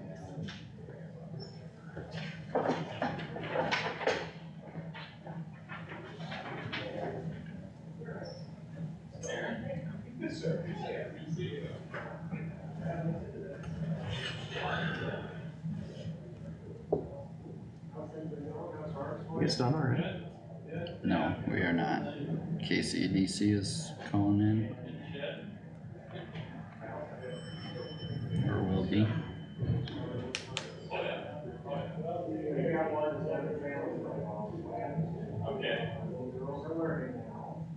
There.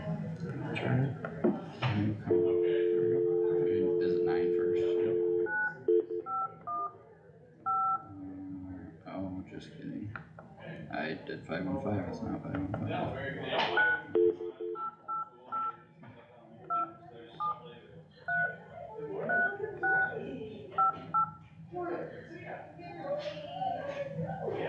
Welcome to AT&T's teleconference service. Please enter your access code, followed by the pound sign.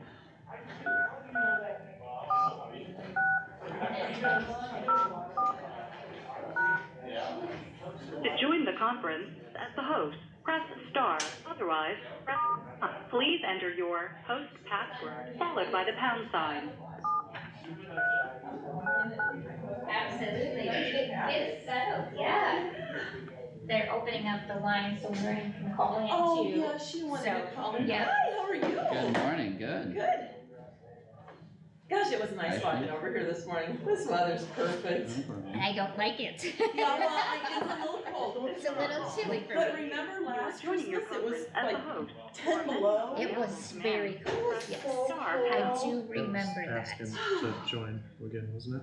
No, it just, it finds a top, It finds and, yeah. So you do the short straw and then And come we over? have to sign these I too. did, but we have our board members here that are gonna I see present, that. which is awesome. They do such a great job. How's the boss getting along? I was with her last night. I spent about an hour with her last night. She's doing pretty good. Pain is getting more tolerable. Good. I had to stay away the first week because I caught that stupid cold Oh, yeah. over Thanksgiving, so Yeah. I just stayed away from her. Well, there's, But no, she's doing pretty good. She's got her walker, and if she's not using her walker, you know, there's the furniture's right there. So here's Oh, the yeah, couch, yeah, yeah. and here's Right. the table, Yeah. and here, you know, Yeah. that's what she does. Yes. It's okay. I just make sure she's got her balance. Oh gosh, sorry, Josh. Just not you.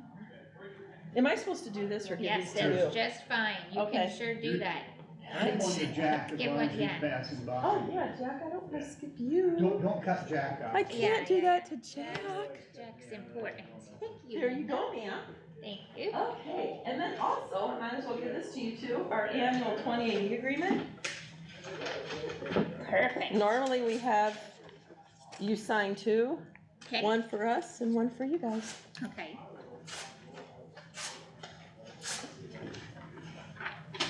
So, So we need that on the agenda. Yeah, I think next week, so. probably. So Linda, I think we're gonna have to put this on the agenda for next week, cause it's not on our agenda. oh, the So- 28E? Yeah, Oh, is that absolutely, okay if that we needs do to that? be on the agenda, Yeah, I do think that. that can be I'm done. sorry about No, that. don't be sorry at all. Okay. I just wanna make sure that. Do you want me we to do it. email it to you then? No. Okay, you're okay with That's that? fine, I'm all good with Okay. this. We'll put it on for next week. No changes, it's the standard 2080. Okay. All I did was change the date. Okay, sounds good. No changes. And you know, if you want to, Linda, it's completely up to you, but you can leave it open-ended so it doesn't expire every year. Well, that's what I was wondering, because I do that with the Yeah, communities. yeah, I would just leave it open-ended. And Palo Alto likes it every year, No, we have, most But- of ours don't. open-ended. Yeah. Oh, I'll do that. Okay, then you don't have to come and see us every No, year. okay, is it okay if we just leave it this way this year? Absolutely, you And then betcha. next year I'll open it? Yeah, Because that's how we do it with the communities, and it's so nice. yeah, it is, and that's how most of ours are, and Okay. that works perfect. Well, that's gonna be my first note. Okay,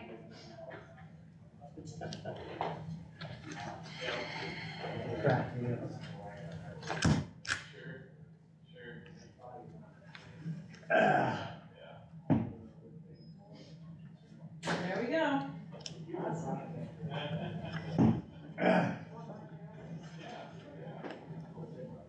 and then I also wanna ask you guys, does the 12th or the 19th work better for any of you guys for the compensation board meeting? I can do either, I believe. Okay. I'm just gonna let you know. The 12th or the 19th? It's good, okay, alright.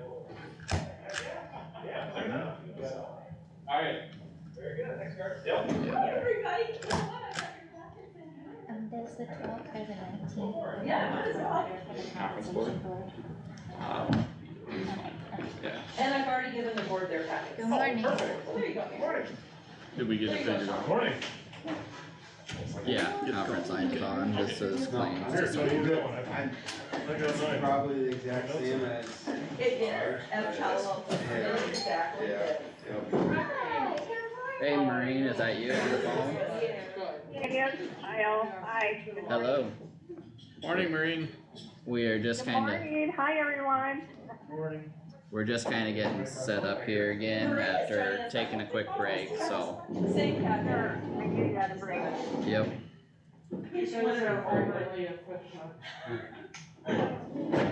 I'm overly mad. I know, and it's right there. There you go. Everyone ready for Christmas? I got some gift wrap last night. Woo-hoo. Hey Maureen, can you hear me? I can, yes. Okay, I was talking to Tammy about the annual 28E agreement, And she said that we can make it an open-end agreement like we do with the communities, so we don't have to do this every year. So she's out next. I think that's great. I do too. So this year it'll be like normal, but then after that, when I create it, it'll be open-ended, so it'll never expire. Okay. Okay, I wanted to tell you that before we started. This weekend's gonna be. Thank you, Linda. Good morning, Maureen. Good morning, Tammy. How are you? I am good, how are you? Oh, getting better every day. Good, glad to hear that. Don't go outside today, it's a little slippery. Really bad last night. No, I know, I'm not going to. Okay, good. Ooh, you gotta be organized. Second. Middle. And I'm gonna talk about the revolving loan fund. You know, Tony. Oh, it's gonna open already this month? I was just gonna do That hotel. What is? Yeah. Oh, out by the pharmacist? Yeah. Yeah, I noticed, I mean, it looked like it's pretty about done. Well, they do have a meeting, 100% capacity, that's Have you nice. guys been able to get together on insurance yet or anything? No. December 23rd, Yeah. some time for Right here. I won't be in any of the reports this year though. Last year I was in the one with like music by Carter. 57 rooms. Well, they do have a swimming pool, somebody said they did. They do have a pool out there? That's what it says. Oh. Yeah, they ended up in June. Is that what they did? That makes that worse? That's fabulous. Sure, it's 9 pounds per mile, so. Okay, Very nice. I didn't use it. Yeah. Oh, this team card. Is Joshua here? He Yes. is here. Yeah. Yeah. Okay. Somewhere.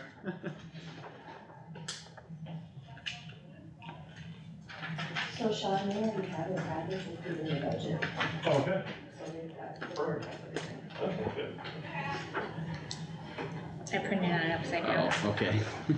My printer is broken, so I'm having to use a different one, Gotcha. and I don't always remember which way to put it in.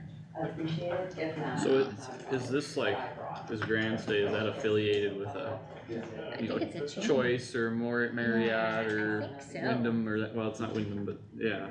I think so. When do you go Yeah. there? Next Wednesday. Maureen, do you know the answer to that? I am. Oh, yeah. You know, at She first might. I just thought, when I got through pumpkin season. I'm sorry, I didn't hear you. Oh, I was just curious, is the Grand Stay, is that part of a chain like Choice or Marriott or Wyndham or that kind of thing? I believe it is, but I think it's more on the East Coast from Okay. what I understand, but I'm not sure it's a very large chain. Okay. I know they have, you Sounded know, worse than it that's was. who's doing the management, for the hotel. Is that gonna be open for public use or just for, their use? Oh, no, they're gonna be open for the public. They just had a few delays and, you know, COVID hit and there were supply chain issues that were delayed and things that happened there due to, you know, construction, probably not paying attention to everything, so, but no, they're going to be open and they're having a grand open, but really they're going to be more, in fact, that's in our news article that, they're going to really be ready to go after the first of the year. But they are starting to take some, I think it's mid-December, they're going to be taking reservations. Okay. They're slated to open December 23rd. Yeah, I saw that. Yeah, we saw that. That looks good. Oh, okay. Right before the holiday. So start reviewing. It's great if weather gets bad and people want to find a place to stay. It's always nice to have. I was just scrolling through. We can't start till 10 anyway, but for our agenda with the time, but You guys can do your Board board discussion. reports, or you're gonna do it after? we'll probably have to go back to that. Okay. No need to have them sit around. Is Melissa Lear on the agenda for, annual report at some point this month? Cause she said she'd be coming to the counties sometime in the coming weeks. Cause that was pretty much our meeting last week, was going through I wasn't gonna go through that if she was gonna come and do a whole presentation Yeah, on I it. haven't heard anything from her, Okay. so about that I Alright. remember, I don't have her on. Sure, So she'll probably be reaching out to me. yeah. Yeah, you could touch base with her to see if she's got anything scheduled out. Sure, I'll just ask her if she is. Yeah, even if you just text her, she'll probably get back to you. On the 12th, next Tuesday, we're having our budget allocation starting at 9 o'clock, all the way to noon. Okay. So the nonprofits. Sure. So, Their requests yeah, coming in for yeah, so, it'll be a short, regular meeting, but then they're all coming in for their requests. I'm not gonna they're all scheduled for a time, but on the agenda I won't put a time, so that we can be flexible on who's when, and if they show up at different times. So,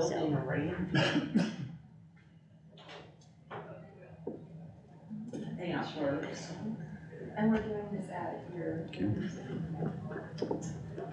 Actually, they're putting pantyhose on someone's head. And, yeah, they're putting pantyhose on someone's head, and they're filling the legs with balloons. And they have to wear a red flashy mask. This is the stuff I do. Oh my God. The label, with the names, you just have Josh. Oh, so we missed it, They then don't back even know up. that they're gonna have Back, fun. okay, yeah. Oh, but everyone fired and I'm happy Yeah. was on, yeah, Snickers. Of course, that's her sticker. I know. Free advertising. I was on my bus then yesterday. This is their newsletter. One of top 10 towns for retirees. It's just so neat that you guys all never like that. I bet Laverne is number 11. It's the fun meeting. It is, it's the fun meeting. We got claims signed there and stuff from earlier. Oh, we got Paul Cruz, is that Paul? And then we'll get started here at 10 with KCDC. Oh. He confirmed yesterday. I remember seeing that thing, so. It's about community investments. Financial investments. Oh,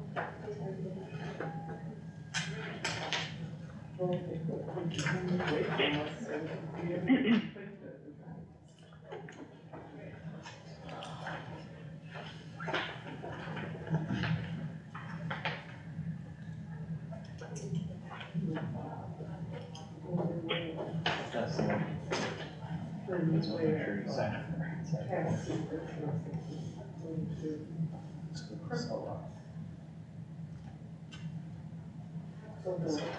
That is.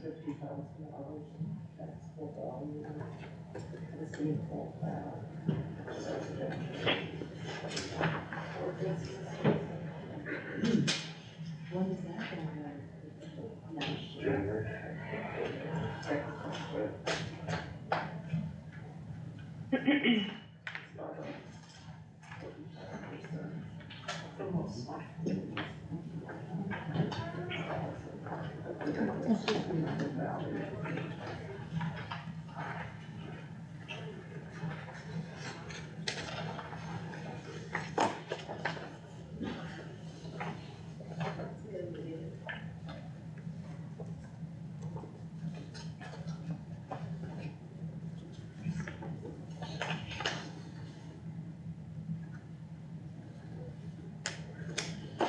Wait, you guys are way too professional. We gotta wait till 10 o'clock to start. No, I mean the quiet, the calm. I'm reading the exciting material. Yeah, we're soaking it in. Yeah. I'm reviewing the numbers. Do you have to stamp at the end of this? Didn't it? If you did, I missed it. Yep. Casey, It was flip it hiding. over, it was I did, hiding. I was gonna ask you because there's still the other page afterwards. I don't Yeah. know how that Yeah. printed out, but it worked, so. Okay, yeah, see, I Yeah. was, thank you. Yep, no problem. Should I put my earmuffs on too? Yeah. You gotta. Get your stocking hat. Aaron's trying to hide from me. Yeah. I'm trying to see Kyle. I was strategically gonna lose somebody. Yeah. You guys could all come and sit up at the middle table, then you won't be hiding behind the pole. Well, depends where they sit. Before you realize how much. Yes. Because that anyone- chair right back there, somebody always sits in it and I can't see them at all. I mean, The one I'm in? no, behind you. Well, in the corner. Yeah, and from me, her chair plus the two in the corner, I can't see him at all. Well, and I can't see Jack.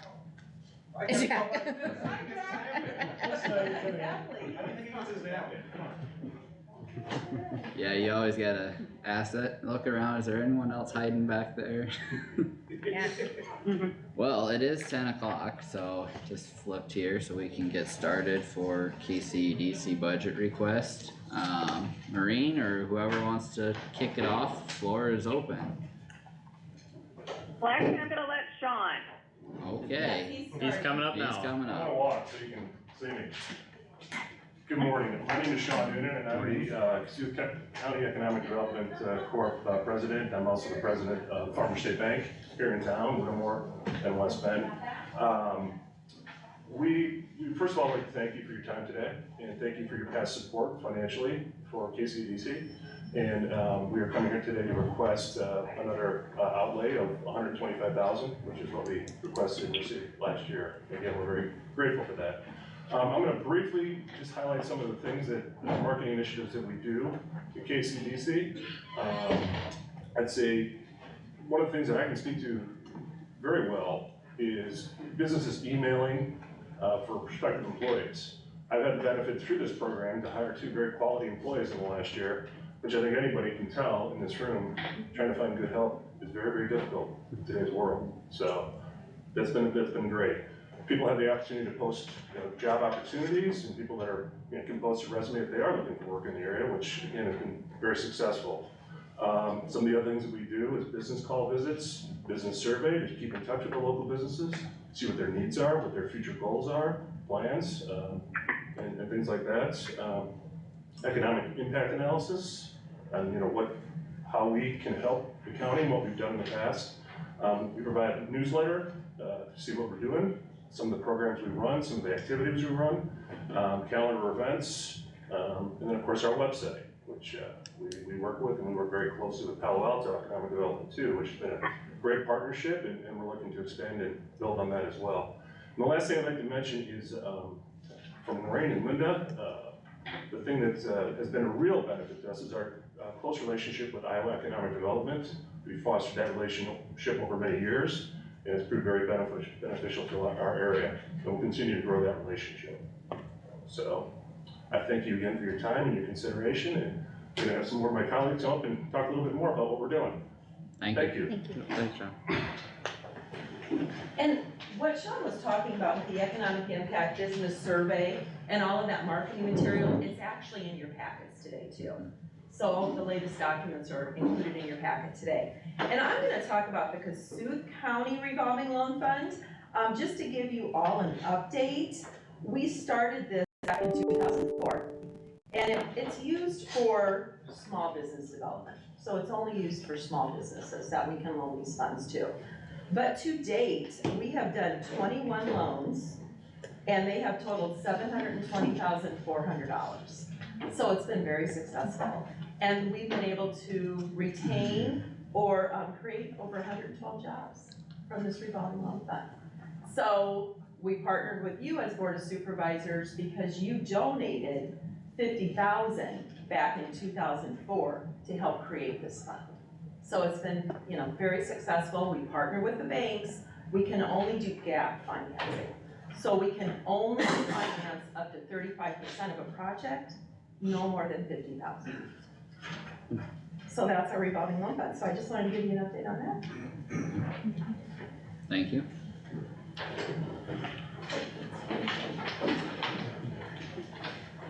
I'm Christy Newman, and I am the city administrator in Baycroft. And what I'm gonna talk to you today about is a little bit of our networking that we have throughout the county, and with Palo Alto County with city clerks. And that is been very beneficial. We know each other really well. We're able to communicate all the new changes that come through the state all the time, and this year is gonna be another big one, and I'm really feeling sorry for Tammy, cause I think she's really gonna get hit with it. But there's a whole new budget process, so we're able to talk it out with each other and try to figure the nuances of all these new rules and help each other out, so that has been more than beneficial. And the fact that we can get state people to come to Algona or one of our communities to give us this information instead of us having to travel to Des Moines for it. That is huge. It saves on budgets for everyone. So it's just been a wonderful networking opportunity for all of us. Also, the intern program. Everybody knows about the intern program from Kossuth County and Palo Alto Economic Development. It has just been nationally recognized, and to date, there's 257 interns that have hired permanent employees from the intern program. That's incredible. And for myself, I had an intern for 2 years that is in public administration, which is a harder field that people are not going into because of some of the political and some of the nuances that go with it. I'm seeing him now at conferences, and he hasn't even graduated college. He is really getting into the idea of being a public administrator, and I just appreciate the opportunity that I had to mentor someone, as well as seeing someone succeed now out in the real world. And it's kind of heartening to know that we were part of that, and for 257, we have done that. So we have the Leadership Development Series every year. That benefits all of us, businesses, just for training, again, training locally, that's at a professional level. That is And the great. attendance has expanded every year. Yeah. That is one nice thing that we are noticing. So after each series of leadership sessions, Brenda Clark Hamilton will survey the audience and ask them, what would you like to see next year for the series? So she's already working on that series for 2024, but the attendance has really grown. And it's very reasonable. It's Yes. $30. I mean, that's unheard of for training, so that's very reasonable. And again, local. And then we have our CEO steering committees, and again, I'd just like to reiterate how well we are working with Palo Alto. The two boards are working so well together, through the process of searching for our new staff for Marine, but it's been a process, but we've really gotten to know each other, and I just wanna commend the board here too. We have some real talent on this board that's giving up their time to make this happen, and it's really a functional board. I'm sure all of us have been on boards that are not, so this one's very functional, and it's always a joy to get together with them because something always gets accomplished, and that's really our true goal. So it's great for Kossuth County, so I hope to thank you for your time. Thank you. Thank you, Christy. And hopefully last but not least, Aaron McCartan, Titanca Burt Communications and Ringtail Communications. My companies serve obviously Titanca, Burt, Sway City. We've also partnered with Long Rock, Fenton, and several other telcos, including Algona Municipal Utilities here in the city itself. couple things that get glossed over, and we've got our little highlight sheet, but that revolving loan fund has been integral to saving businesses in some of the rural communities that I represent. Titanca Food Center being the most recent. Anyone in Titanca knows that's pretty remote. It's a long ways from Forest City or Algona, just a grocery store. But that is such a big thing in a little town that's far detached. And this committee and this organization has been a key part of keeping businesses like that alive, helping those small communities sustain and thrive. So as you can kind of see between that, the intern programs and many other things, we've made really great strides to grow the county and to stabilize these small communities. Of course, to continue this momentum, that relies on the support of the Board of Supervisors and the county itself and the communities which we serve. As we look forward, we of course would like to pitch, and we look forward to continued funding to allow us to sustain programs like this and continue to provide services that business in these communities will continue to grow and appreciate. So we do thank you for your consideration on this. We really appreciate the past support, and of course, we hope for many more initiatives in the future. So thank you all. Thank you. And I'd like to, I'm Tony Bruckman. I'm branch manager at Community State Bank in Emmitsburg. I'm the politics board. I'm the vice president. I just wanted to come and support Kossuth. They came and supported us. That's one thing, one area we kind of saw that was lacking is we get together and talk about everything, but to show up to these things, to show how much we support each other, I think is something that we needed to do, and we're going to continue to do going forward. So I just wanted to say how great it's been to work with Kossuth. Everyone's been on wonderful. It's been a great inclusion to be together more often. We've started to get together more often as we're doing our future planning. And again, I just hope you guys consider us, and thank you for your time. Thank you. Thank you, Tom.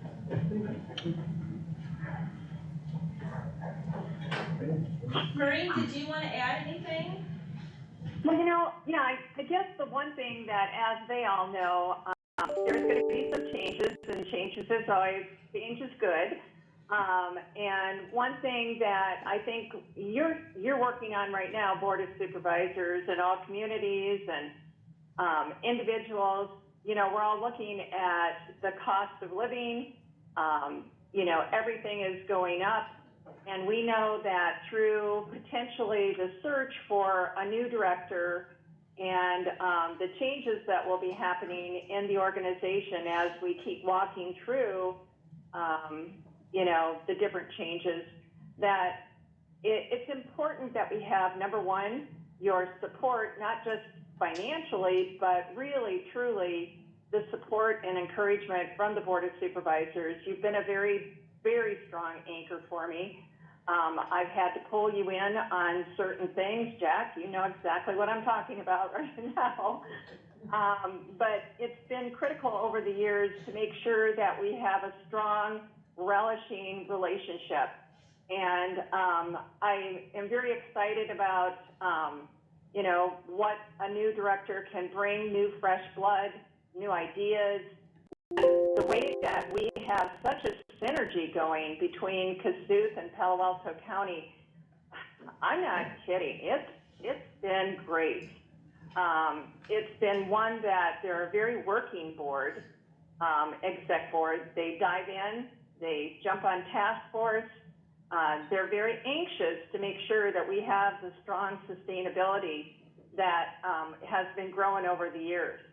And so I look to you as hopefully you being strong supporters as you have been in the past, and I've appreciated that, and I know Linda has too, and our board of directors, and I hope that you're just as strong as we move forth down the line.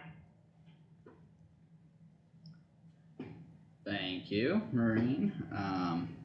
Any questions, comments, anything from the board or anything else here?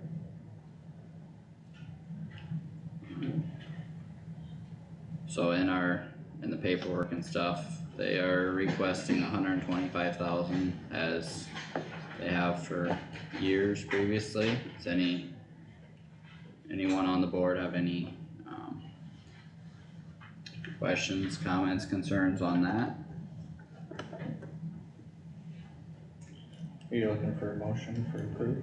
No, Okay. just discussion, whatever. Okay.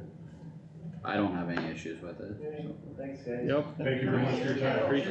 Appreciate all you do. Alright, thank you. We appreciate it. Thank you. Merry Christmas, everybody. Yes. Yes, you too, Merry Christmas. Yes, Merry Christmas. Bye. Thanks, Maureen. Thanks for calling in, Maureen. I think it's Bye. Bye, Marie.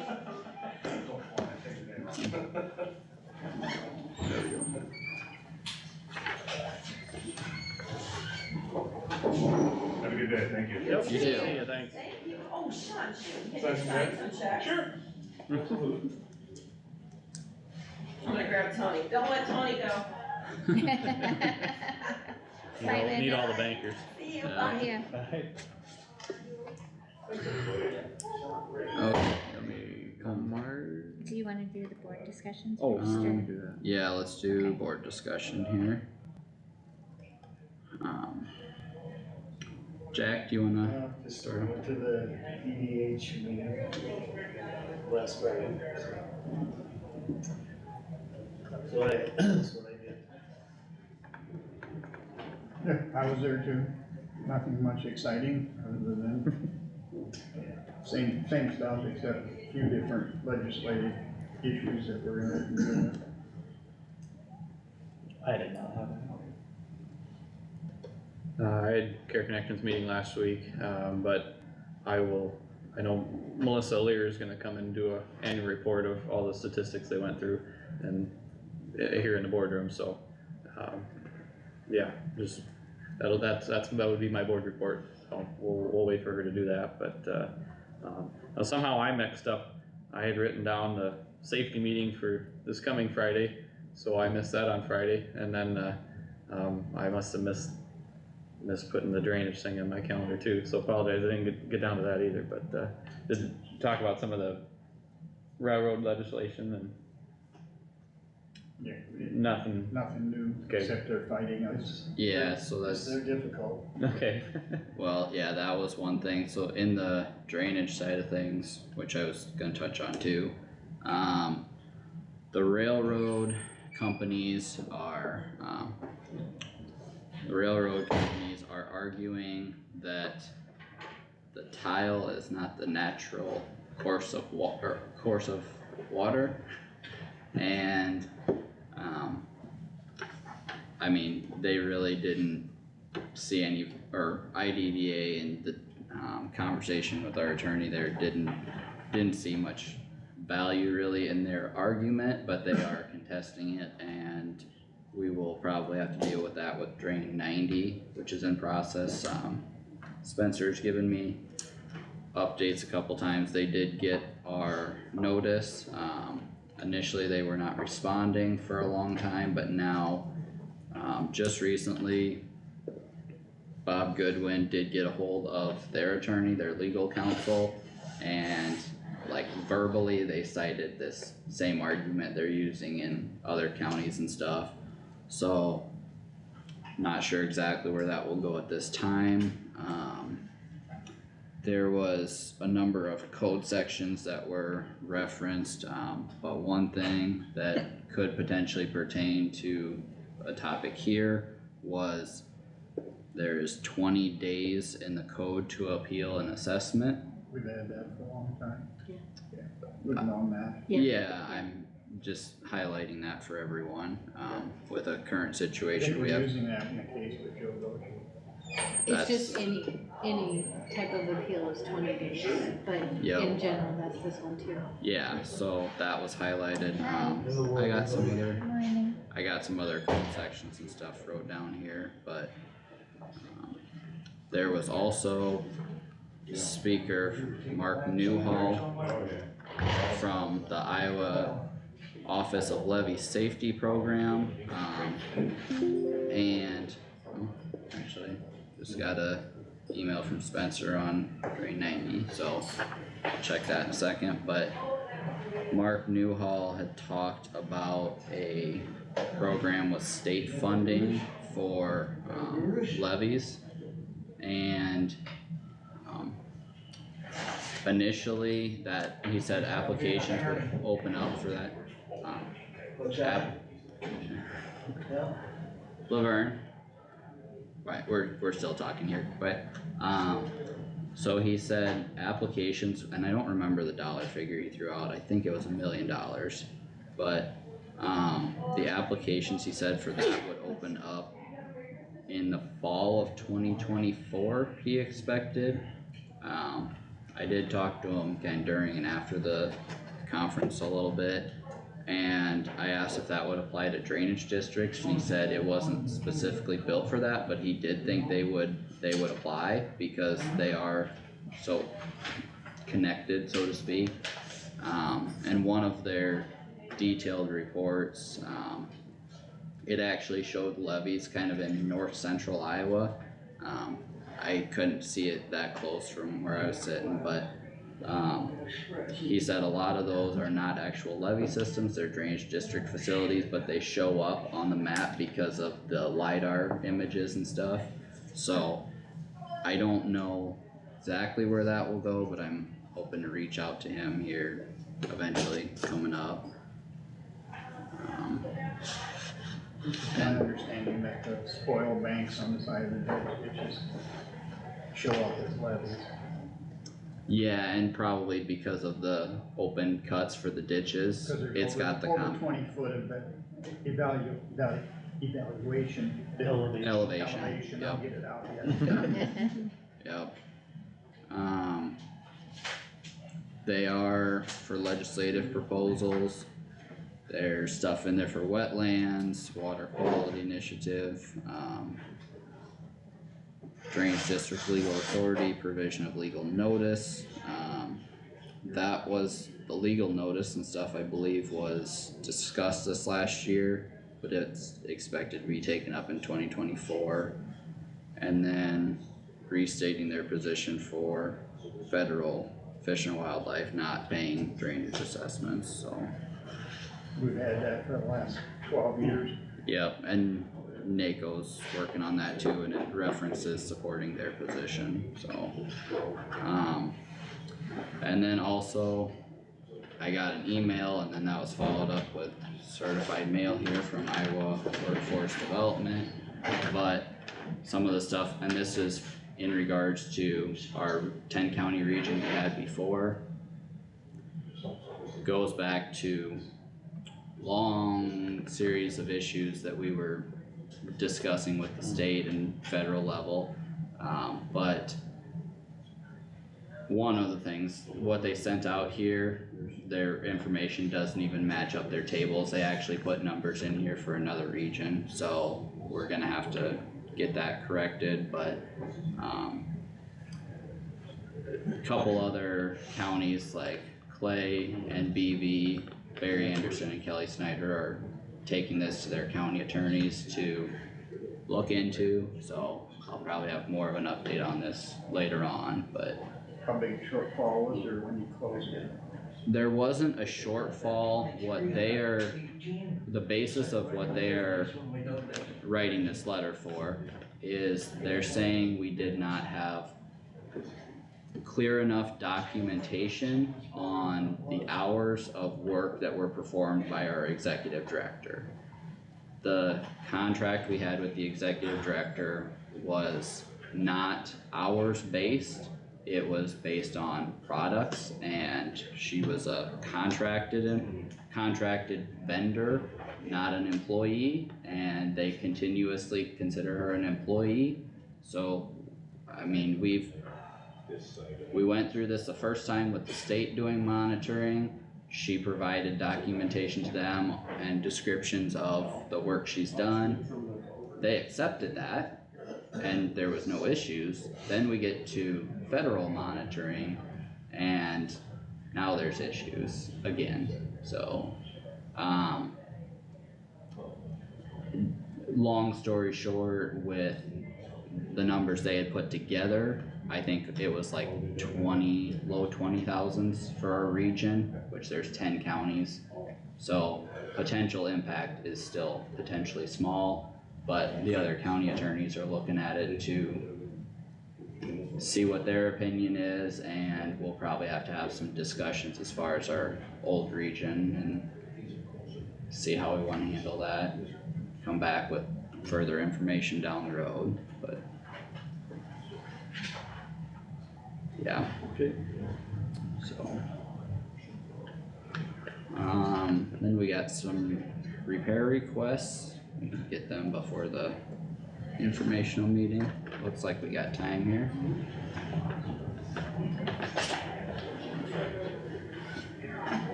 Thank you. Thank you.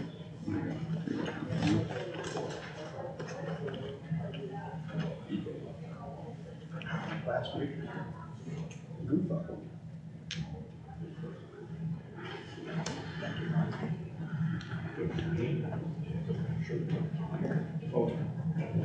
Tyler, did you have anything to set up, PowerPoint or anything?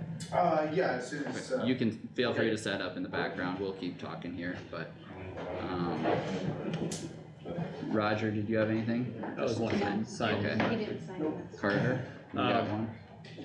I've got a request from someone Marge might know, Tom Mergen, and for Drainage District 105, Section 1 of Irvington Township, is a cracked tile in the CRP ground there, washout. The road department's already aware of it and on it, and they should be fixing it this week, so. Yep. I had three here, number 100 for Marvin Heidecker, tile blowout in Lincoln section 20. Number 101 is also Marvin Heidecker, Hebron section 17, tile blowout. And then 103 is from Chuck White for Roth Kossuth as the landowners, he's the farm manager. Exploring and investigating the condition and situation of lateral 10 and lateral 15 feeds into lateral 10, and then lateral 6 comes down from the north in lead yard section 28. So would entertain a motion for repair requests. So moved. Yep, second. Okay, thanks. Who's second? Roger. Roger did. We have a motion and second on the floor, any discussion? Otherwise, roll call vote please. Plath, Yes. Jerks, Yes. Wactor, Yes. Nath, Yes. Stecker. Yes. Motion carried unanimous. Now, Before we move on quick, I did get an update from PAK1 from Colin, and he says Carter, another update. We have made several trips to survey / inspect the ditch and have finished with about 8.5 miles from the bottom end of the county to up to 150th Street, which I know they've done more than that now, north of West Bend. In general, we're seeing less damage than we anticipated from watching the drone footage. The ditch has healed itself somewhat, and we expect more of that to take place as time goes by, as long as we don't get another huge flood. We plan to continue inspecting the ditch a couple days a week until we are finished. I have received a couple calls from landowners saying they've been out there and they were happy about that, so, yep. okay. So I Sounds share that. Okay, well, a couple minutes, we can start our informational meeting. But he's mentioned that a couple times, that there's been a lot of spots that look bad in the drone footage that have healed quite a bit, so that's a good thing. And farmers have said that too. Is he meaning that grass has grown over top of it, or? Yeah, or, yeah, they just Camouflaging it. more stable than they were before.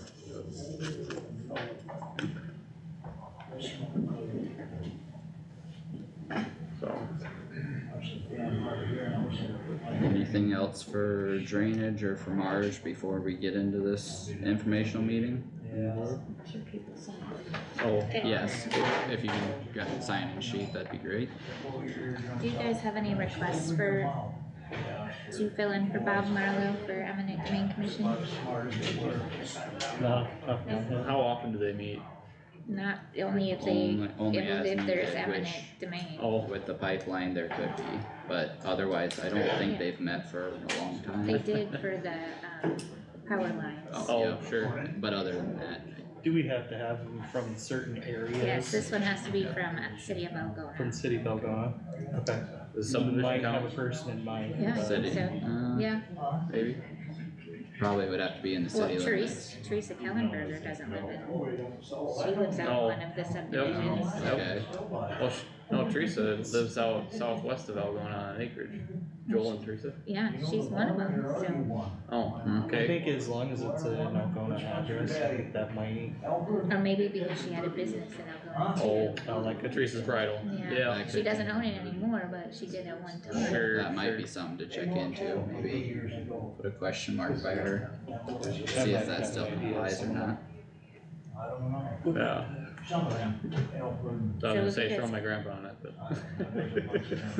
Volunteer. Volunteer, man. Ask him. I might have someone. Oh, yeah. Okay, yeah, I'll ask. let me know, please. And I'll check out Teresa. I'll look at the code, see what it says. Okay, sounds good. Sorry, yeah, that'd be great. Well, it is 10:30 on, okay, we better adjust this. That, you want that one on? No, you probably shut them all off, I just needed to Okay. close my, whoa, I don't know what I'm doing here.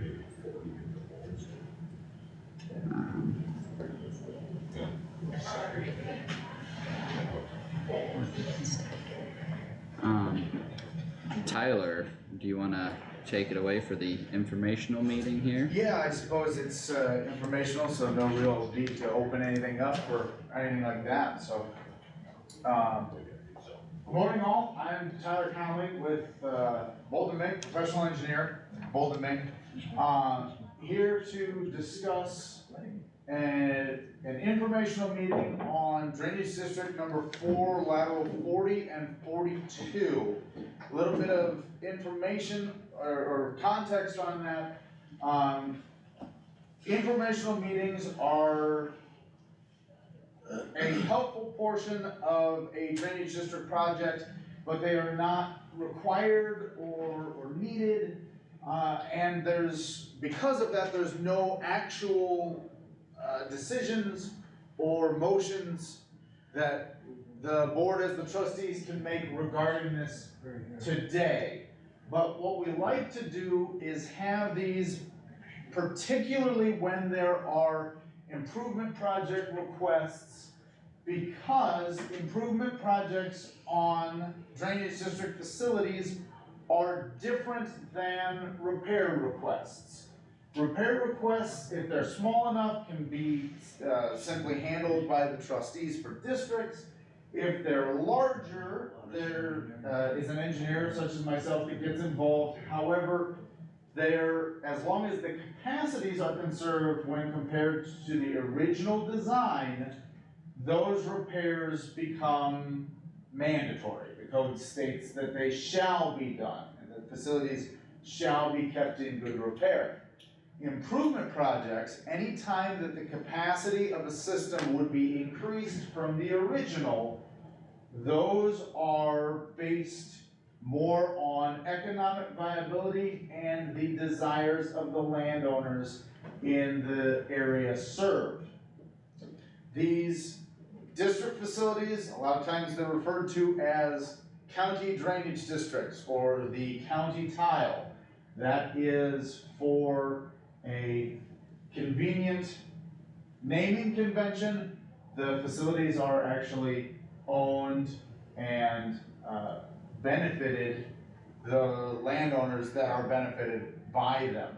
So, on improvement projects, there is I like to, and as we've done in Kossuth County before, like to make a precedent of getting the opinions of those landowners before too much work is done in investigating or the engineering of an improvement, because there is a provision on improvements that is called remonstrance.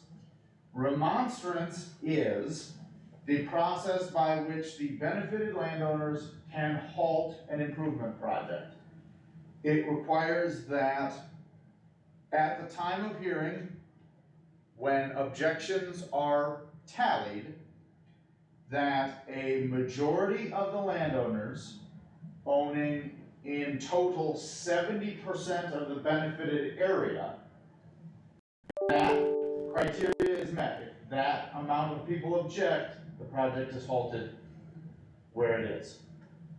Else, the trustees can make determinations based on economic viability and the overall benefit of the project. However, it is not immediately halted based on the desires of the landowners. So that is why we like to have these informational meetings, because we can gauge a little bit of the popularity of a project before we get too far into it and spend money that there's no return on that investment. So, getting into what we've put together here briefly in the couple of weeks since this petition went in to get this meeting held yet this year and before weather gets in the way. The drainage facilities up on this map, what are considered drainage district tiles are in black, the open ditches are in blue. Lateral 40 of drainage district number 4 is this black line here. 42 comes off of that line here, and in red is what we found as the preliminary watershed of benefited area.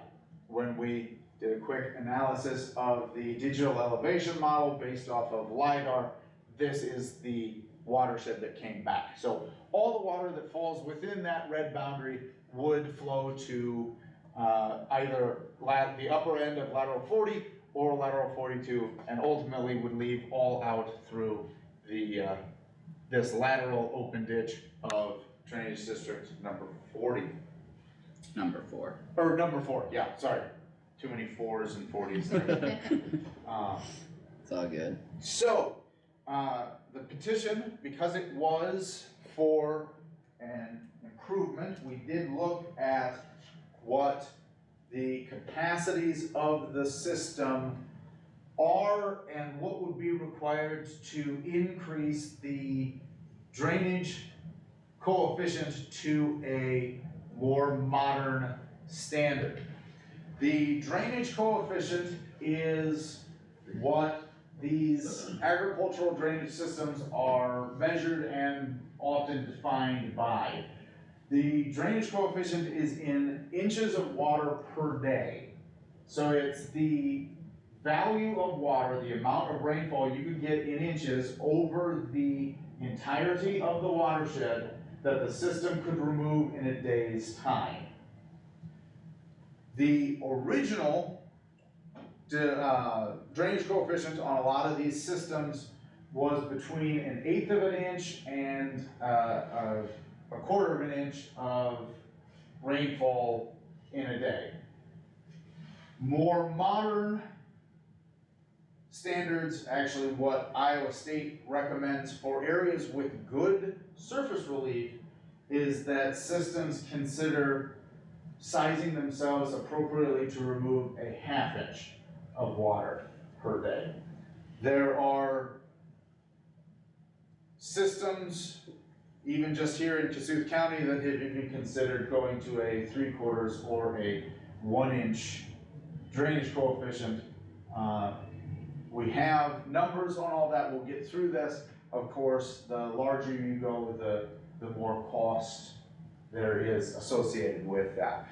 But what we're looking at here is the different start and end stations and the sizes of the system. Right now on all the maps and history that we had available to us, that the largest the tile size is at the outlet is an 18 inch. There's about 6,100 feet of 18 inch, and the drainage, the inches per day on that is on the lowest end, the very downstream end, appears to be less than 1/10 of an inch per day, which would be not quite 16% of your half-inch drainage coefficient. I see at least someone nodding at the potential that that number probably translates to the drainage that's being seen out there. We also then, for the half-inch drainage coefficient, have what those tile sizes would need to be to carry that half-inch of water. And the largest size on that would then be a 36-inch, with the majority of the system going to a 30, 24, 18, and then 12s to round out the system there.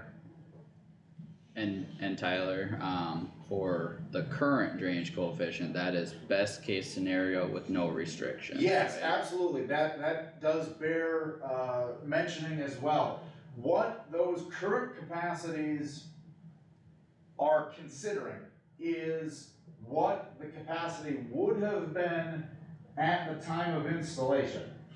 So that doesn't account for disjointing, tile, there's a little bit of consideration for tile age and roughness, but any sort of blockages, siltation in the pipes, again, joint displacement, tile deformation. This is a best case scenario of what that system's capacity would be.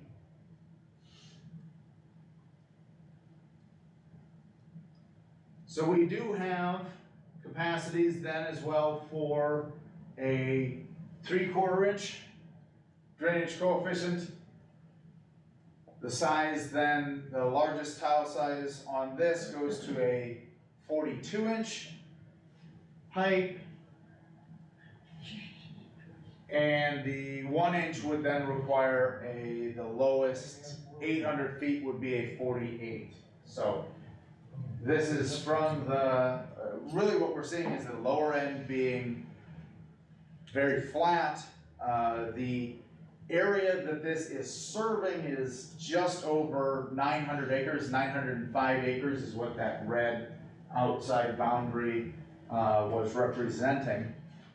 So rather large tile sizes for a watershed of that size, but it's because of the flat nature of that watershed. We also, for the sake of discussion, put together very brief, very rough cost estimates of what those potential options would be. So this is the half-inch drainage coefficient with the most up-to-date pricing for pipes that we have available to us for those lengths involved in some angles and different things that way, looking at a potential estimate construction cost of just over $1.5 million. So $1,470,000 there for the half-inch drainage coefficient. I did the math just a few minutes ago. That does translate to a little over $1,600, right? So $1,600, or what is it, Kyle? $1,650? $1,660. Tyler, you got 60 sub 4 on there. Oh, Is sorry, that just because you use those we numbers? started with that. We used those numbers checked against the top there didn't get. Yeah, because you got 36-inch pipe, so Right. Yep. That's it. It's the correct. Those are the correct numbers. We just didn't get the label. Didn't change the header. Right. So yep, that's fine. But that is what you are looking at on that. These numbers again are rough. They are estimates, of course, but looking at 2.13 for the 3/4 inch and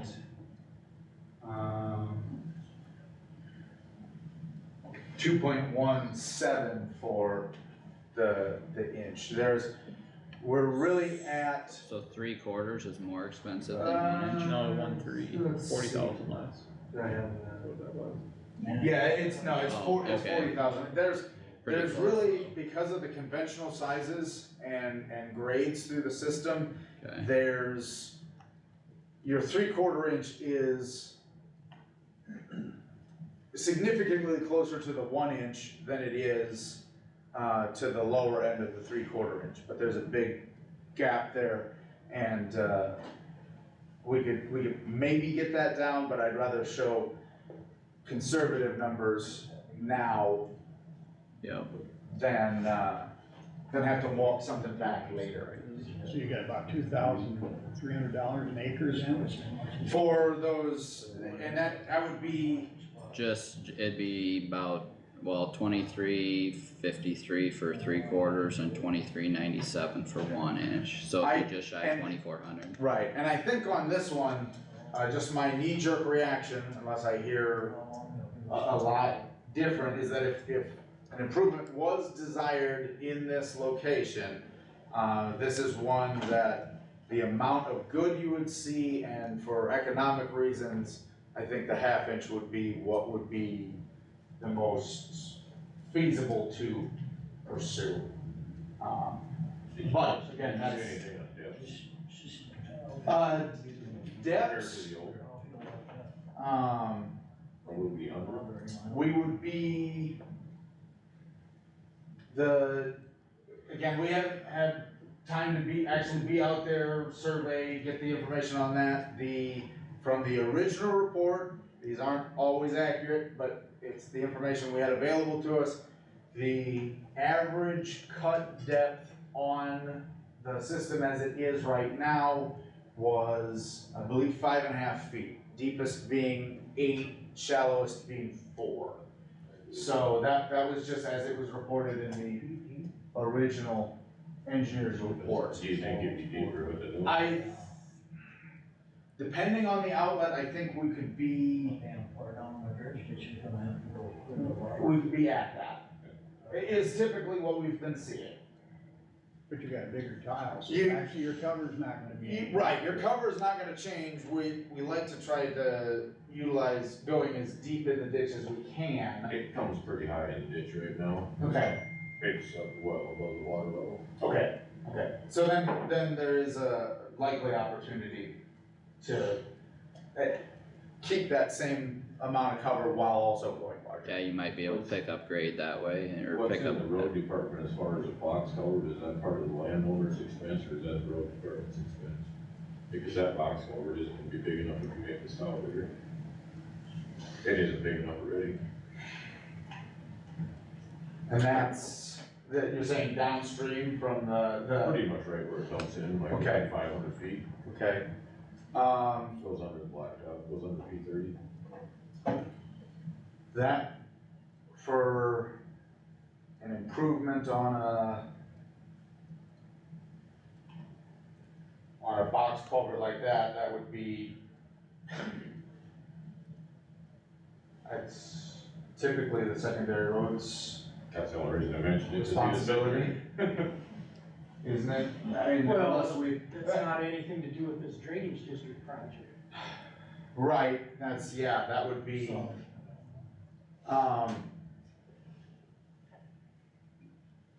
Or do you repath it and get beyond it and take it in on the other side? that's something that could be considered too, without, like Doug said, without actually opening up a district project on that downstream facility. It wouldn't be something that would need to be immediately addressed from the secondary roads departments as far as they were concerned. That,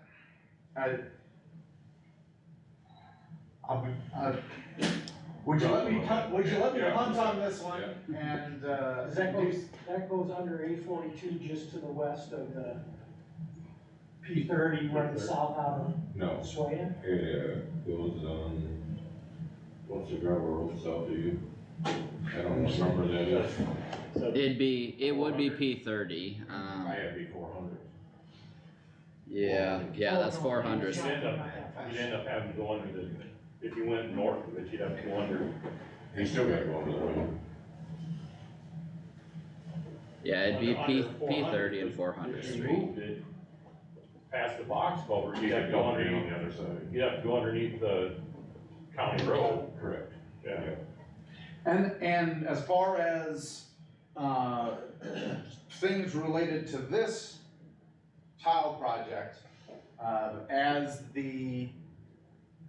for any road crossings that way, the secondary roads department is, responsible for the cost of those crossings. So that is, as it would immediately pertain to this, that is the case.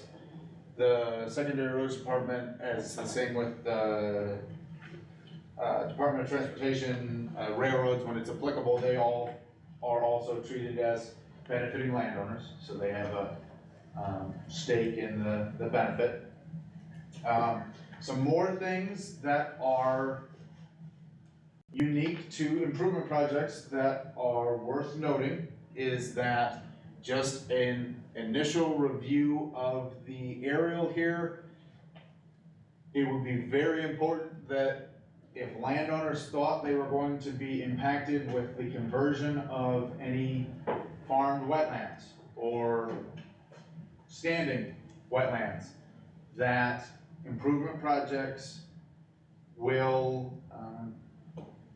almost always, in the eyes of the NRCS and the Farm Service Agency, those wetlands will have been converted and likely require mitigation. So for the purposes of the district's knowledge, the district can't go in and request any wetland determinations be done on anyone's lands. That because of privacy laws, we're not able to go in and request those. Those requests have to come from the landowners. And it is not the district that will be penalized in the result of conversions of wetlands. So any consideration or help with mitigation would need to be known by the district for that to be considered. So if it is desired that, yes, this is the path we would like to take, I certainly recommend going in and getting the determinations done if they have not been done, and or getting copies of those to the auditor's office for the consideration. Those then get passed on to us, and we check and find translate what those sizes are for farmed wetlands or anything that may be considered converted in the event that we go forward. Additionally, the code does state that in the event of an improvement project, reclassification of benefits will be required. It, in essence, makes the old schedule of benefits, and I guess I didn't ask Marge, does this have a standing schedule separate from the rest of DB4? It does, okay, good. That lets us know the benefited before compared to what the actual benefited watershed is. But because the system is improved and the water flow is different, the benefits are deemed to have been changed significantly enough that a reclassification of those benefits is required. So that essentially splits up what the new assessments would be for a system. And while the old one is decent for getting ballpark estimates, it would not be what the new project cost was spread against. So those are between remonstrance, a required reclassification, and the conversion of wetlands. Those are the three main differences between repairs and improvement projects that would need to be considered, in addition to, of course, the cost that comes along with an improvement project like this. Is there any, I can take a break now, and if there's any questions, comments, concerns on something like this. Again, there's no firm decisions that can be made today, and an improvement petition does by law require a response. However, the direction that that response takes certainly can be tailored here today. And it's a lot to think about, it's a lot of information. This is another reason we like to get it out in front of you as early as possible and before a lot of my time or anyone else's time really goes into something that goes nowhere or that we can't get back. So. Tyler?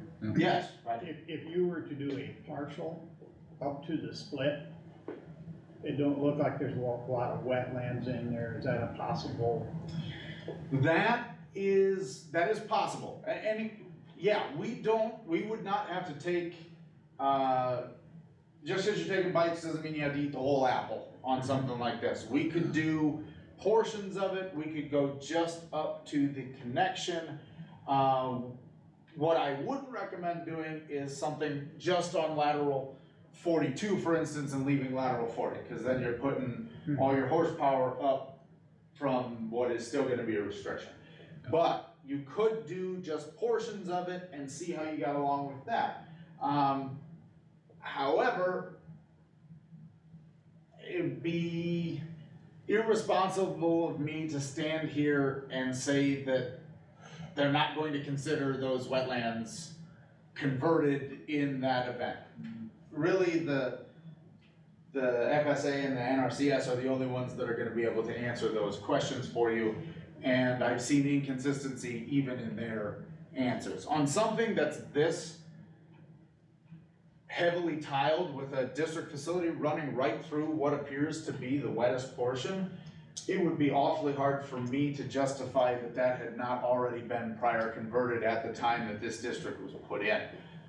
But I've seen rulings go against that too. So it's really only a question that through those agencies can be answered and can be significant. The loss of those acres or penalties incurred based off of that, or even just the mitigation credits have been between 12 and 15,000 per credit acre, so per acre essentially. And that number is not looking to go down on what getting your mitigation credits to offset conversion of any farm ground. So it's, I can't stress that enough, that it's important to know if something like that is a possibility of happening. Well, last time we heard, there is no mitigation acres. And that could be true. That's very likely the case too. They're expensive when they exist, and that's when they exist. Right. The mitigation banks are having a difficult time finding sites, creating sites, and making those credits available to people. So that's likely the case, and you've looked at it more recently than I have, so. Is there anyone here that's happy with their drainage, or everyone pretty well acknowledges the wetness condition here, or any comments from landowners in that regard?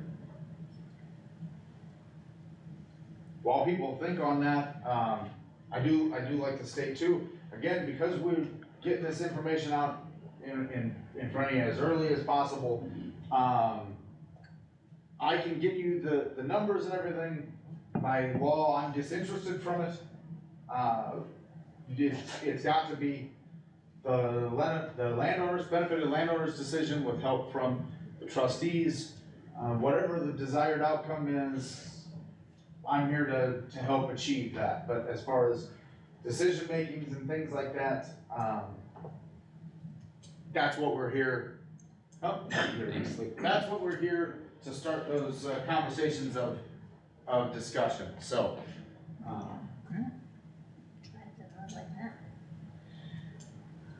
For the board, we would like to explain where this is at from Bancroft. Oh, yeah. It's closer to I Sway City. was gonna say, I Or Sway City, or whatever directions you could give. Yep, you bet. Sorry about that, I meant to do that. Again, that's the watershed. That is the very south end of Sway City. Yep. So almost due Direct. south Right in your neighborhood. of Sway City. That's for everyone's benefit as well. Sorry about that. Two things, originally it was just lat 40, correct, and they added lat 42 at a later date, I believe that is correct. and they never upsized the main from after they just tacked it onto the side of it, put a 15 onto an 18, which they already had a 12 coming into it anyway. That, I'll take your word for it. I looked at the history enough to get the sizes and grades from that and depths, but as far as the order of operations, that would. And when you do an improvement, is a 10th inch of rainfall, is that kind of when you do improvements, when do you see them come to your table? Is it one that low or is it Yeah, higher that's. than that, or because I mean, really, a 10th is almost nothing.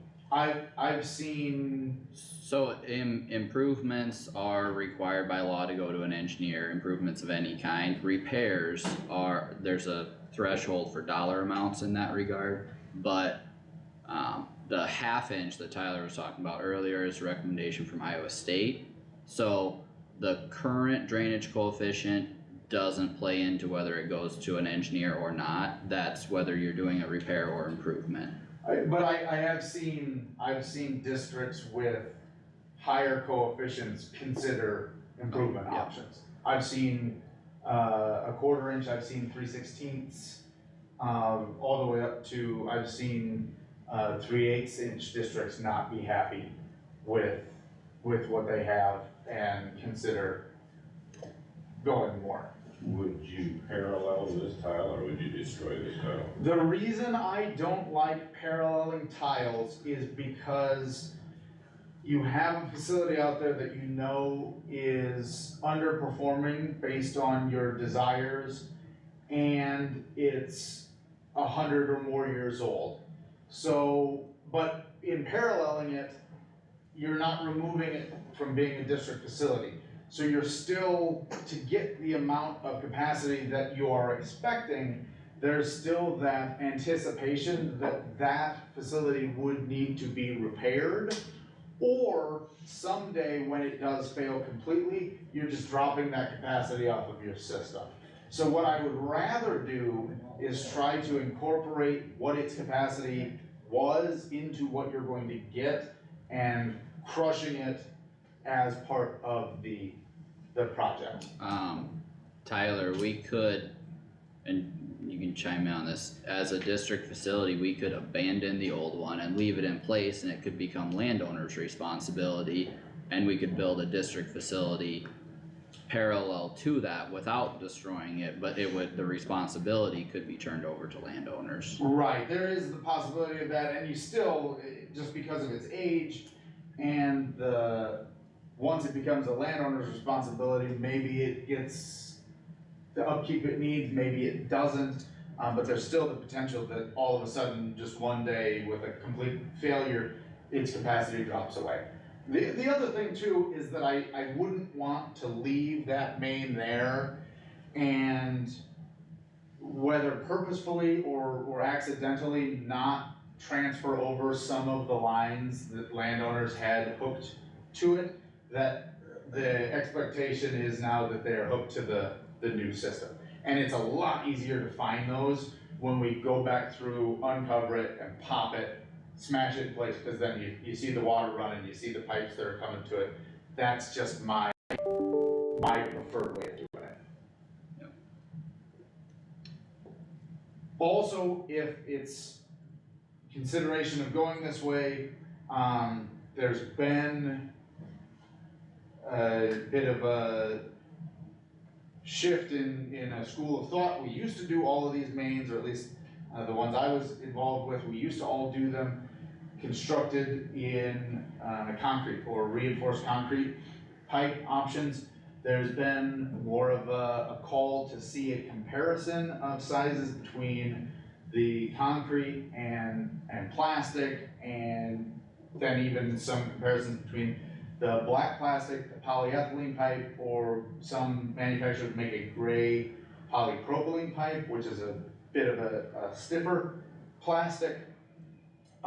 There are design considerations that are much easier to incorporate into a project at the beginning than to try to figure out a comparison at the end. So if there's a desire of the landowners to see one versus the other, or a comparison of the two, that's another thing that does help in the event that we want to see the improvement at all. Because there are things to work in and things that, especially when we come time to bid something, the contractors really like to know, and I'm not trying to fit in or retrofit something to get a comparison. So that's just another thing on top of everything to consider when you do something like this. So the total cost, is that divided by every acre in the red zone there? Evenly, or? When you come time for an assessment, it's based off of the benefit received. The code is very broad when it describes benefit, being that it says the assessment should be split in a way that is fair and equitable. The way that we have split them, I've worked for a couple engineering firms, and it's very similar how I did it at both, under both firms, but it is a system of factors that does what we feel is the best way of mathematically deriving benefit per parcel of ground. The factors that we use are area, how many acres are served, the proximity to the facility, how close you are, the use of the facility, whether you're at the top end and you use all of it, your water goes through all of it, or if you're at the lower end and you only use a certain portion of it, what you're using the land for, whether or not you shed water faster or slower than agricultural land, and your wetness based on your soil types. Essentially, what is your need for benefit, or for a facility like this?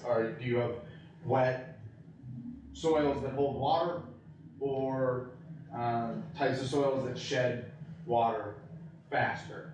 So those factors are all used to drive what the benefit is. It's not just a wash across the whole district. Some could see themselves pay 2.5 times what that cost per acre is, just based on benefit. The benefits are calculated, and those go to, the code points out that there must be 2 disinterested landowners within the county that are not related or own ground in that area. They review those numbers with the engineer, and then those numbers get presented to the board as the trustees, and they have the final say on whether or not it has been done in a fair and equitable manner. That's all information that is typically done at the end of a project, and there's a separate hearing, everyone's notified, they get their opportunity to speak on their opinions on the equitability of the schedule. There are instances where there have been pre-classifications done on larger improvement projects so that landowners had a better idea of what their end stake may be, However, I'm sometimes a little hesitant to, recommend those, or I don't recommend them without serious consideration. Or if you're really on the fence about whether or not you want to do the project or not, because it, again, can be something that a lot of my time can go into, that if it makes the decision not to move forward with the project, you essentially you haven't gotten anything for that money and the time that's been put in. But it can also give you a good idea if you're leaning towards not doing it. Potentially your assessment isn't as strong as you thought it would be, and may make you more in favor of seeing something go forward. That's just kind of another thing to weigh. And one thing, about the only thing I can tell you with any certainty on a reclassification of benefits is that it won't be an even spread across the board for acres. It's about the only thing I can tell you. Everyone there's some patterns between them, but everyone's a little different. And to try to say that this is where the bulk of it, typically, just because of the facilities, the patterns you see are that the landowners that are the closest to the facility and that use the most of the facility are the ones that see the most benefit. Because it's immediately there and they use the most of it. Especially when you take acres out of the equation. So. I can turn this on if we're good not looking at the maps anymore.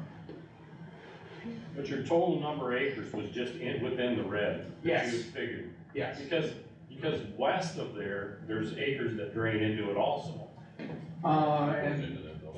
Yeah. It's there, isn't it? I don't know if it is. It's 905 acres. It's not in it.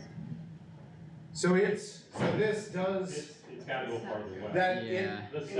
It does actually cross the road. That was one thing we did consider. Yeah, thanks. There's a section across to the west. So there's this section here. Yeah. So that line does get across the road and they are They're tiling that now. Okay. They're putting a new main in. Okay. Or private. It's a private. Yeah. But it does get to that system. Okay, that is something then that would need to be considered. Right. At least a quarter. Yeah. And that was something when we did look at this, actually when I bring up the. Oh, it's a section. When we did run the drain lines on that, if this went across, there is a portion of that section, a decent portion of that section actually, that would drain its way that way. Yeah. Right now in the model, the only thing that was serving it was this essentially a little serpentine portion of a different facility. But that would. You'd add those acres too. We would, yes, yes. May I just ask a question as Kossuth County engineer? Are they tiling under the road that you're talking about, or they're hooking onto an existing tile? I think it goes on, this already goes under, the existing goes under the road and they're going. It's stubbed to that, it's stubbed under the road, essentially to the edge of the road right of way. Yeah. And that's what they're utilizing. Yeah, they're putting in a new, because they said it was full of dirt. Thank you. Okay. So if you go across the road, you would probably pick up a considerable amount of acres. Yeah, 160 would be a short side. Right, I mean, that's 160 would just be up another section. Well, right, I mean, if you got here, I'm not sure exactly how much of this, if any of it is served there, or if that whole section there pattern tiling that way. But that would add significant, and that's another reason we bring people here together. Without me being out in the field and doing any actual review of that, this is all good information to know and to have. And that would definitely affect your average cost per acre with more acres going into it. But as of now, it's not in the classification. That, I couldn't, we'd have to look into that. I'm not sure what I don't have displayed on here what the existing classification is. It's not currently in the watershed that we produced, but how the watershed relates to what the original classification is, I don't know.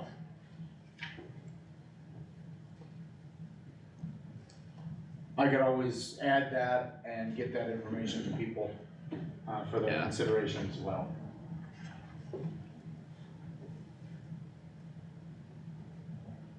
Cause it was reclassified when we, back in. Probably with everything else on four. So it should be a fairly recent reclassification, Mark. Was that in? 74. Did we do those laterals when we redid 4? Do you remember? I was 74, there was. 74? Yeah, 1970. Okay. So I'd be 60 years, or 50 years old. Yeah, that's not as old as some. Yeah. Right. True. Some of these, if this was reclassified in 74, that's a much more modern schedule than a lot of these districts haven't been reclassified since their establishment, and some of them are as old as 1909, 1911. Well, the benefit factors were much different in the 1900s than they are in the Yes. 1970s is what I'm getting at. They didn't have the benefit of these maps. A lot of them, the old stories I'm told is guys would ride around out on horses and point to the wettest portions of ground, and they would just, like judging dogs, it's like 1, 2, 3, and that was your benefit. It's just how they derived them, so. But yes, any sort of, I make no claims that the information you see here today is in any way final. There would be certainly more consideration or reviews of watersheds, reviews of cost estimates, more refined design for potential pipe sizing.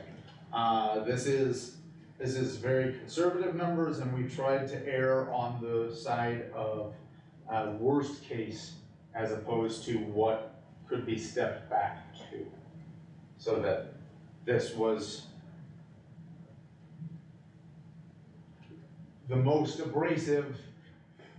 It gets better from here. Right, yes, I would certainly rather come back with more refined, smaller numbers than refine it and it get larger, so. So the original petitioner, you had an idea what you want for a coefficient? I figured, in my head, it would be a 36, I've thought that for many years. And that's actually what it came in at, and I figured that'd be a minimum. I mean, I don't know how many projects go that far in an 18-inch tile, but that maybe goes a long ways. I mean, that's gotta be one of the longer ones I've seen. I mean, yeah, it's, what is it, Draining some really wet stuff. 6,000 feet or more of 18-inch, and it just never gets. I know I live over a mile from the dredge, and a couple of times I've seen it almost surface drain to the dredge ditch. For a little bit of extra cost, a lot of times they go to 3/4. Well, here, if you go to 3/4, it looks like you just won't go to 1 inch, because you're almost there. Yeah, with the numbers Tyler had together, But that 3/4 and I mean, 3/4. Yeah. And those are, we can certainly come back with the report on this, including all 3 of those, and have them more well-defined. Well, and refined. if you add more acres, then that may affect your pipe size too. Right. The biggest thing here is really whether, you know, if it's shut it down, look at a 1/2 inch, or bring us our options, is really kind of where the discussion, I like to see these go. I've always thought, I mean, I started farming that area in the early 80s, and I've always thought even if they went to what you said, to that Y, which isn't a complete project, it would help tremendously, but I don't think it would fix the problem either, but I do think it helped. I mean, there's times, and I know everybody that farms there, that the water sometimes never leaves in a year's time. I mean, it never leaves. and that tile runs 365 days a year. But there's also times where it does finally leave, like this year now, it is finally all gone. But it doesn't mean everything's real crop either. Well, we're on the back end of 3 years of pretty little rain, Yeah. so. But I still think before you spend a ton of money, find out your determination about wetlands, Yes, oh yes, yeah, that, because that could kill the project. that cannot be understated. I mean, and I can go back and sit on it until we feel comfortable about people bringing that information back in. Really no real reason to get ahead of ourselves on that.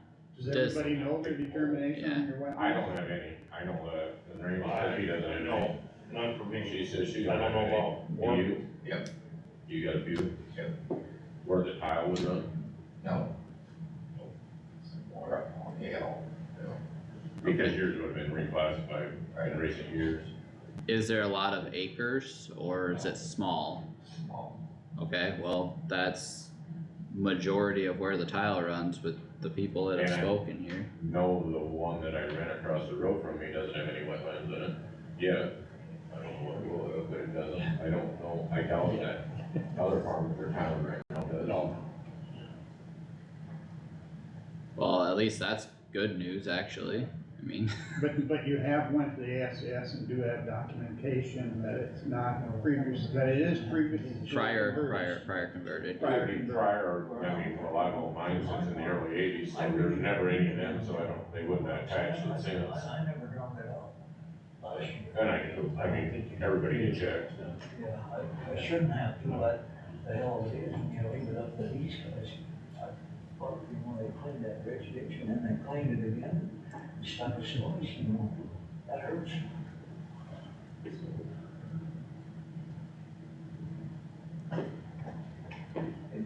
Okay. So, good discussion here. Any, and here, watch your eyes, I'll turn the lights back on just so we can talk here. If we do move forward with investigating this, any desired material? Anything that anyone would rather, other concrete, plastic? Yeah, I wanna see both. But see, yeah, okay, and yeah, we can certainly look at both. It's just, it's nice to know so that what the different design considerations for plastic, we can incorporate that when we're looking.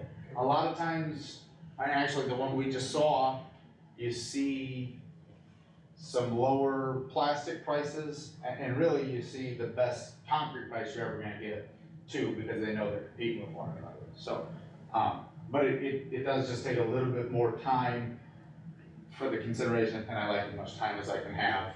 And To know about before. in that project, 60 sub 4, we got very, very competitive prices all around. So that showed a very positive result. In the bidding right now, there's not a lot of projects for drainage. No. You're gonna have excellent bids. Yeah. The other thing I don't know about this one, and I don't know if everybody would agree with me, but I almost think this thing should be perforated because it goes through small all the way almost. Because I've seen where they put non-perk in and then they get a pattern out right over the top of it and you didn't do anything. Well, if you're gonna use cement, it's not gonna be perforated. I know. They're gonna have to go through my farm to get to the dredge ditch. I don't need the drainage as bad as back up the line. You've seen it, you know, there's a half a mile there that the water was covered the whole ground. Now, are they gonna burn my butt because they have to go through my land? No, and that's one of the reasons we don't just spread those assessments as a per acre cost. Your benefit would reflect the amount of the facility you use and, which is, we agree is small, and, your proximity to, other outlets. So relative to everyone else, your benefit should be small. I can't promise exactly, maybe the wetness factor there Are is. the ways to go through, they start almost at the corner just a little ways down, and then they go clear through all of my land and, to get it to an outlet, but I realize that they need it. I've lived there since 1960, you know, and I've seen a lot of deep water. I remember when the water was over the fence post. Laverne, obviously this is not the final product of the engineer's work, but with you being the closest one to the ditch, you would probably have the lowest assessment per acre. Just baseline, projects, I mean, you would have the least amount of the facility that you'd use, you'd have the. What time of the year are we gonna do this? I realize we haven't decided yet, but, you know, if they go through my land and my crop is out there, I seen what them guys did with those windmills. I told them I never seen anybody that could ruin a cornfield any better than they could, you know, they could just go in there and knock that crop down. And I realize that we got a timely thing as far as freezing and all that, you know, I mean, We're likely at this point with the time constraints that the code puts on notification and hearings. If we had a nice idea, and I'm not gonna pull people back in to have hearings during planting and during harvest. I've seen that. I would just as soon never see that again. We're not doing it, won't be me. So if we work on this during the winter, and maybe we could have some hearings, early spring, and work through. About the earliest I see this happening is after harvests. Yeah. Next fall, and working up till freeze out, and then hopefully finishing it again there in the spring before any planting. I never like to see anything run more than the one cycle of any sort of crop damage or disturbance. And I certainly don't like running stuff down that's out there that's almost ready to come out. So if we got something done and ready and it's like, hey, we can start early fall, well, let's just wait, have guys get everything out, go from there. But that's kind of tentative in my mind, what I see the best case scenario being. Yeah. Stop me or interject if anybody hates that.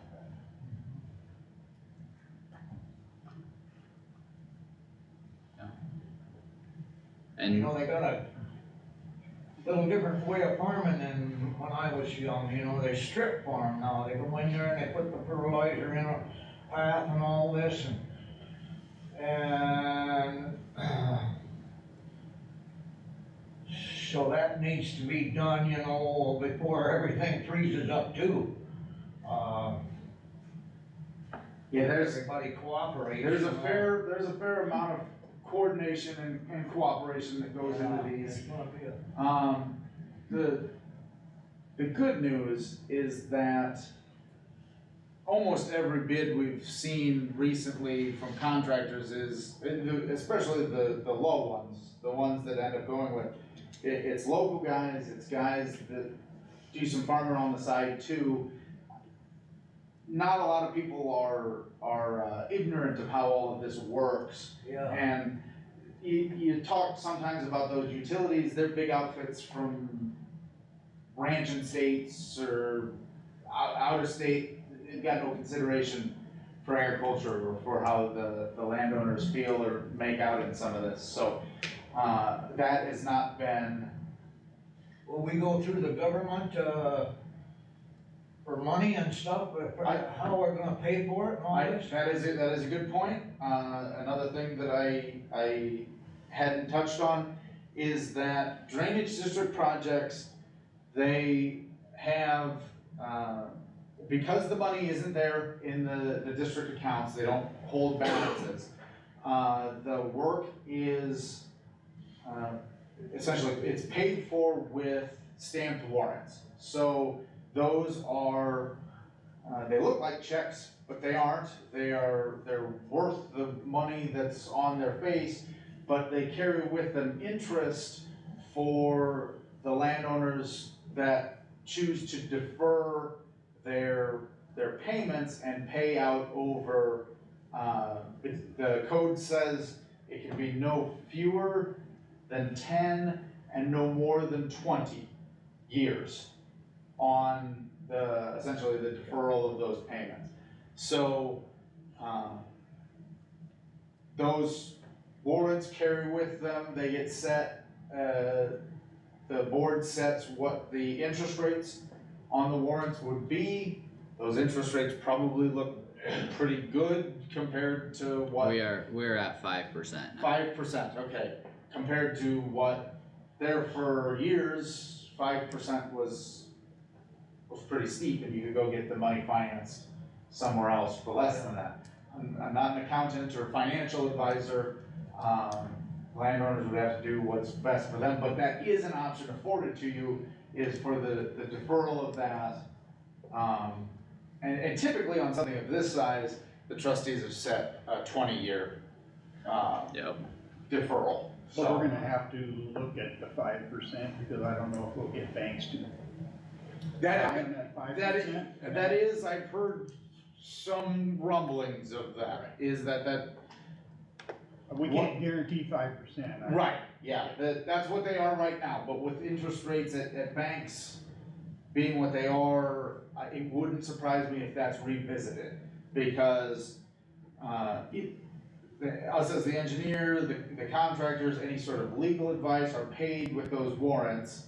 And so then what a lot of people do is they turn around and they'll sell those for their face value. They'll sell them to banks that will give you cash for them, because they're not, you can wait and see the return on that interest, but the contractors can't hardly just go buy the pipe with a warrant. So they end up selling those, and it needs to be worth the bank's while to buy them. That's why they would need to, the board may potentially need to reevaluate what those percentages are. At the end of the day, your interest rate in some form affects the price the contractors will bid because of how everything plays together. So if you have a higher interest rate, you might get a cheaper bid. That's always kind of a balancing act, but you'll pay for the project one way or the other. It's just a matter of which numbers in which column in some form. But it isn't a matter of all up front or we don't do it. Yeah.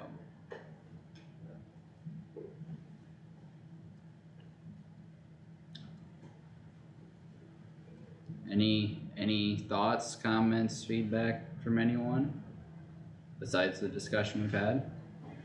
Else I'll leave some cards here. I'm at an hour and 2 minutes. What's it? Yeah, and I actually, I don't have those with me, but if you people send just them, we want to can follow print. me up to the office, I'll get anybody printouts of anything that they want. Sometimes I print 20 of them and I leave with 20 of them, sometimes I don't print any and people want them, so. But while people are in town, if they wanted to just, we share a building with, it used to be North Iowa Lumber, it's Forge and Build. Now, just on the corner of the building there.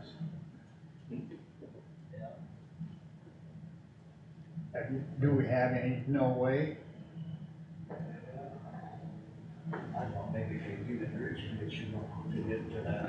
I think I've got my heading, so thank you all. Thank you all for coming.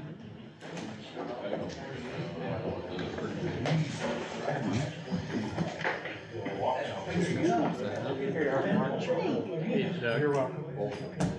Doug? Yeah. I just got a picture from Nate Grimm. That's what it looks like now. Okay, now you guys have a problem.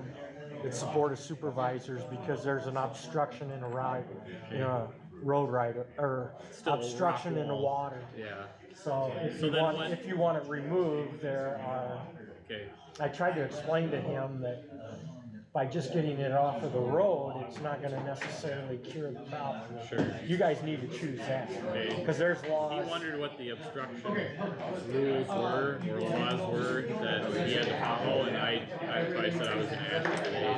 Well, that's a, Could I get a motion to adjourn and then we can close this out and continue? So moved. Okay, thank you. Got a second? I'll second. Okay.